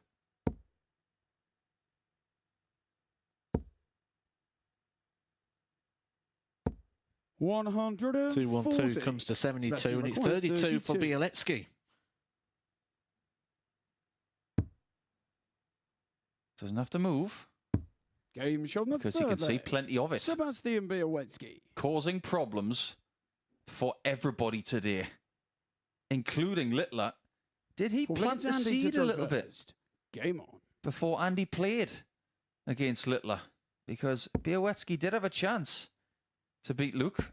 He just couldn't bank it. 60. In fact, that was the game where Littler averaged under 90 for the only time this week. 100. He didn't yesterday. Today, 95.5. 93 and change. 95 in defeat to Andy. And then that 97 against Alexander. His worst performance of the week, Littler, against Bieletsky. It was 89.42. He still won. 100. It's always a good sign when your worst performance is a win. 47. And these guys have got some history, haven't they? They've played in Group A campaigns before. They've played on Saturday night before. 100. Is this going to be the final on Saturday night again? They'll both be certainly expecting to be here on Saturday night. Saturday night's a good night for flighting. A little play on an Elton John song there. 100. Well, if you want another Elton John song, Sebastian Bieletsky might be singing one after, which is I'm Still Standing. Because he started bottom of the table today, only one win yesterday. 95. He has flown up the table. Could really be in the mix. He is able to get over the line here against Andy Bolton. Sometimes the numbers 60. from a daily campaign can tell you a really clear story. 106. Even though Bieletsky was bottom this morning, I saw potential. He never panicked. 90. Now, Bolton has got every right to panic if he doesn't hit 134. Need 3 perfect darts. Can't find the first one, so big opportunity here for Sebastian. 94. He'll have 3 darts to break the throat. throat. 16. He's already had 1. isn't moving again. That's Game why. showing a 4 flare. 3-1 Sebastian Białecki. Białecki. And this is looking good for the Pole to get himself really close to the top 3. If they get Sebastian to throw first. Game Andy on. has not lost a game today. If he loses this one, it ensures after 2 games or 2 days of play, nobody 81. will have a perfect day. And from this position, Andy Bolton is going to have to find 2 breaks of throw. Białecki just needs 1 more leg to win this match. He's got 59. this one and the deciding leg if it goes that distance, where he will have the advantage of throw. 140.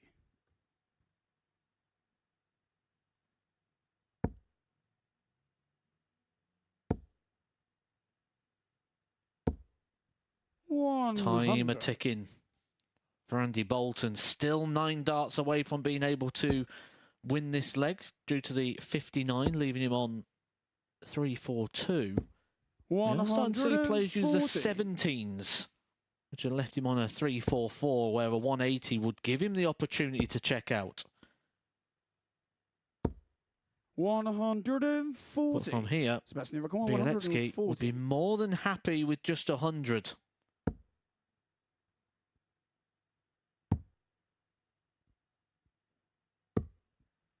$108. Lovely setup shot from Sebastian Białecki. Leaves himself in that 16s and 8s area, which has been very fruitful for him so far. 100. Sebastian, you require 32.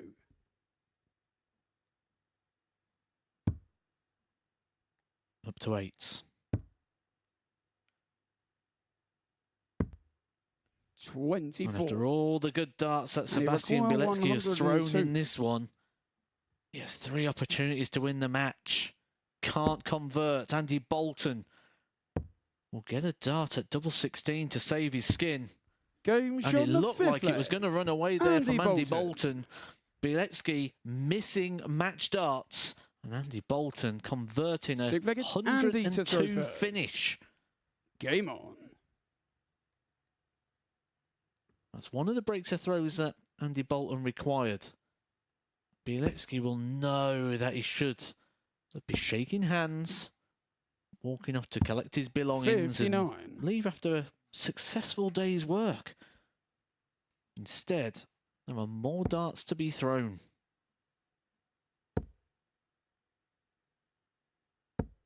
$83.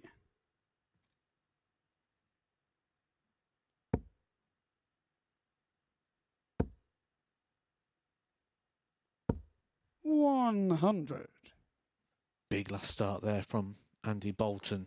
But the same equation as last time. That 59 and the 1 treble on the 20s keeps him 9 darts away from being able to win the leg.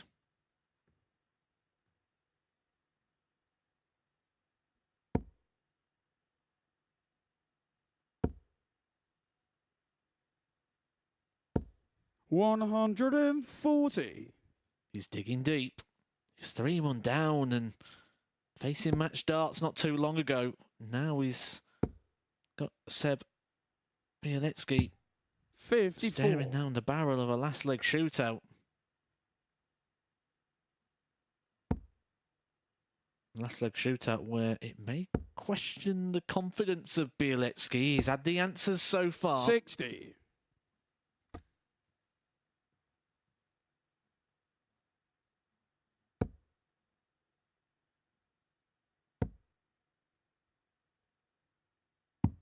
$84.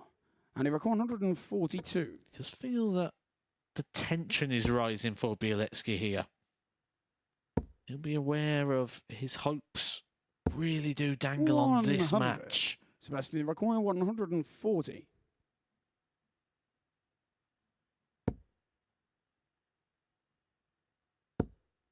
Another would have left the double 10.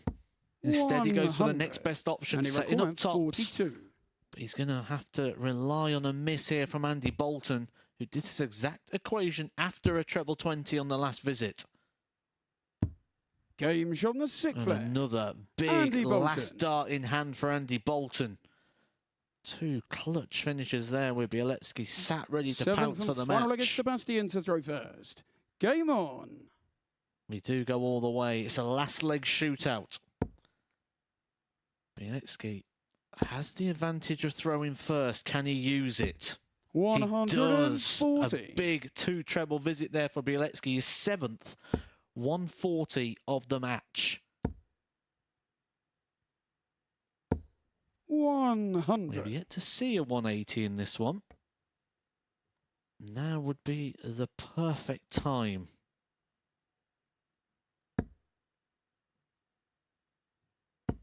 Now would be the perfect 180. time. Sebastian Bielecki, 5 treble 20s out of just 6 darts thrown. He has squandered match darts already in this one. He is going to get more. 60. Andy Bolton has fought hard in this one. He's brought it back.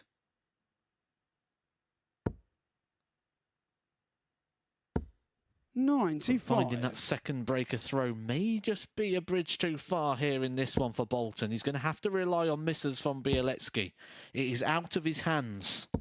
60. He is 200 points behind after the 9-dart exchange. Bielecki has time to pick his double, pick his route. 74 required. 46. And he ends up leaving himself on tops.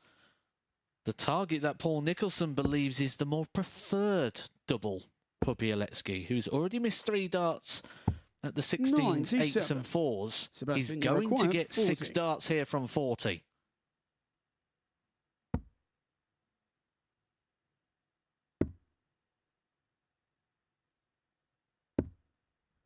And the tension is going to be building here for Bielecki. The more darts you miss at the double, the harder it becomes. The more it goes from being happy to being relieved.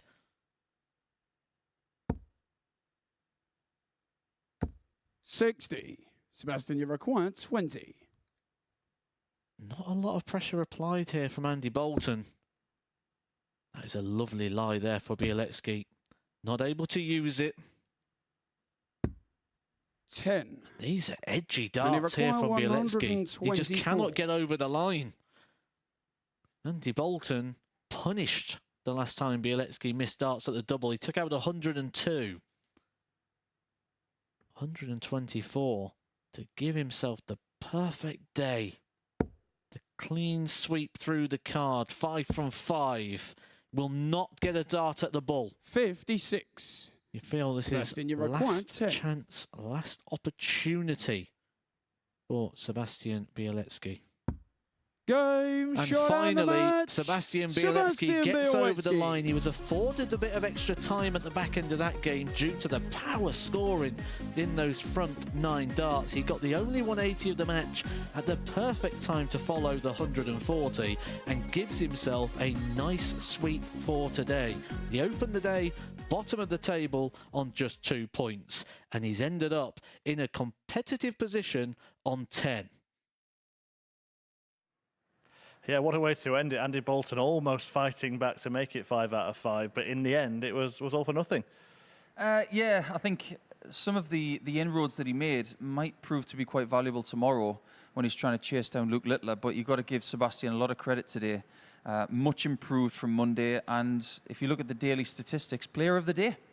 Confirmation of the results today, then, and that last one, the game you've just seen, could end up being the most significant of the day. Luke Littler losing to Andy Bolton for the 2nd successive time, but boy, did he bounce back with that 4-2 win against Alexander Merckx. Yeah, that was a very, very good display, wasn't it?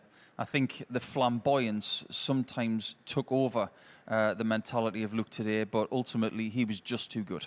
Well, let me press you on that, actually. You mentioned the word flamboyance. He did quite a few unorthodox things earlier in the day. We're going to take a look at a couple of them and just want to get your opinion on kind of what's going through his head when he decides to go for things like tops for bull here.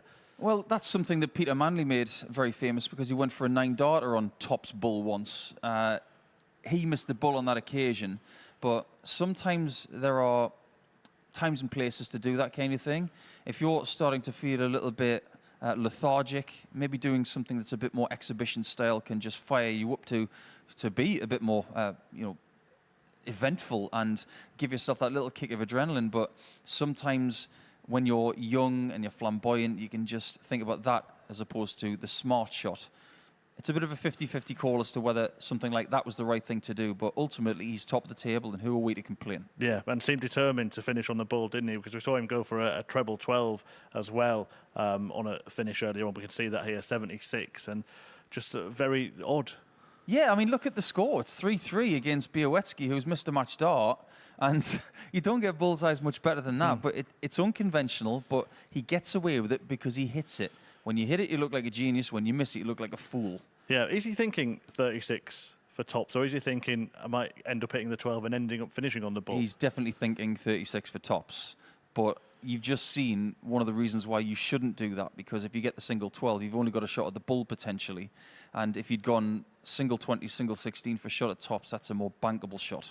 Yeah, well, it wasn't a perfect day for Luke Littler. It was looking like it might be for Andy Bolton. He got the better of him earlier today, and this is his second win in as many days against Luke Littler, who did miss starts to stay in it. It definitely seems as if Andy has got a little bit of extra something against Luke, and it'll be interesting to see when they play tomorrow and what happens in that game. But if he doesn't beat Littler in those two matches, Littler's in the distance. So it's good for him that he's managed to get those two victories, and now it's going to be a very competitive Wednesday.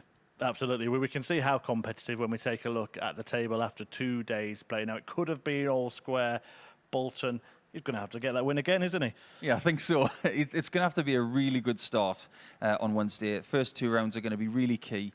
And if everything goes Luke Littler's way, he could be in the distance and job could be done by around about 12 o'clock. But we'll be hoping that it isn't. We're very much sitting on the fence. We want to see competitive action. And I'm really fascinated to see who comes through it. And we've got the subplot as well of Group B. Do you think everybody's still in that apart from Willem Mandegers? I'd have to say so, but you look at the improvement of Białecki from Monday to Tuesday. I tip my hat to him. I think he's been superb today. That mentality of his, the real characteristic of his game is that ability to stay focused. And even when he was a bit edgy towards that Bolton game in game 15 today, he still managed to get over the line. And a lot of people can learn from what he does. I think him chasing Alexander Merckx down may be inevitable. Well, I do hope you've enjoyed watching, and I hope a few of you might have won a few quid today as well, because the MODUS Super Series Bet Builder did indeed come in, Paul. We discussed it at the start of the show, a treble of 5.5 to 1, basically, and yeah, all of those coming in, thanks largely to Andy Bolton. Yeah, very much so. I did say that the Bolton-Littler game with 180 from Bolton was looking pretty useful. I actually rebuffed the other two, so it just goes to show how much I know. But the person who put those together, and obviously that's an amalgamation of what other people have thought as well, so they got it right. Yeah, don't listen to Paul Nicholson, and please gamble responsibly. Those are 2 unlinked sentences, by the way. But we will be back to see how this group ends up tomorrow. A quick one from Paul. Is it going to be Littler that takes it? Yeah, I think he'll get it, but only just. 9:30 a.m. to find out, live here on the Super Series YouTube channel, and of course back on Sporty Stuff TV. Today, well, Bolton, he couldn't quite go through the card, but he did prove that it wasn't a fluke beating Luke the Nuke.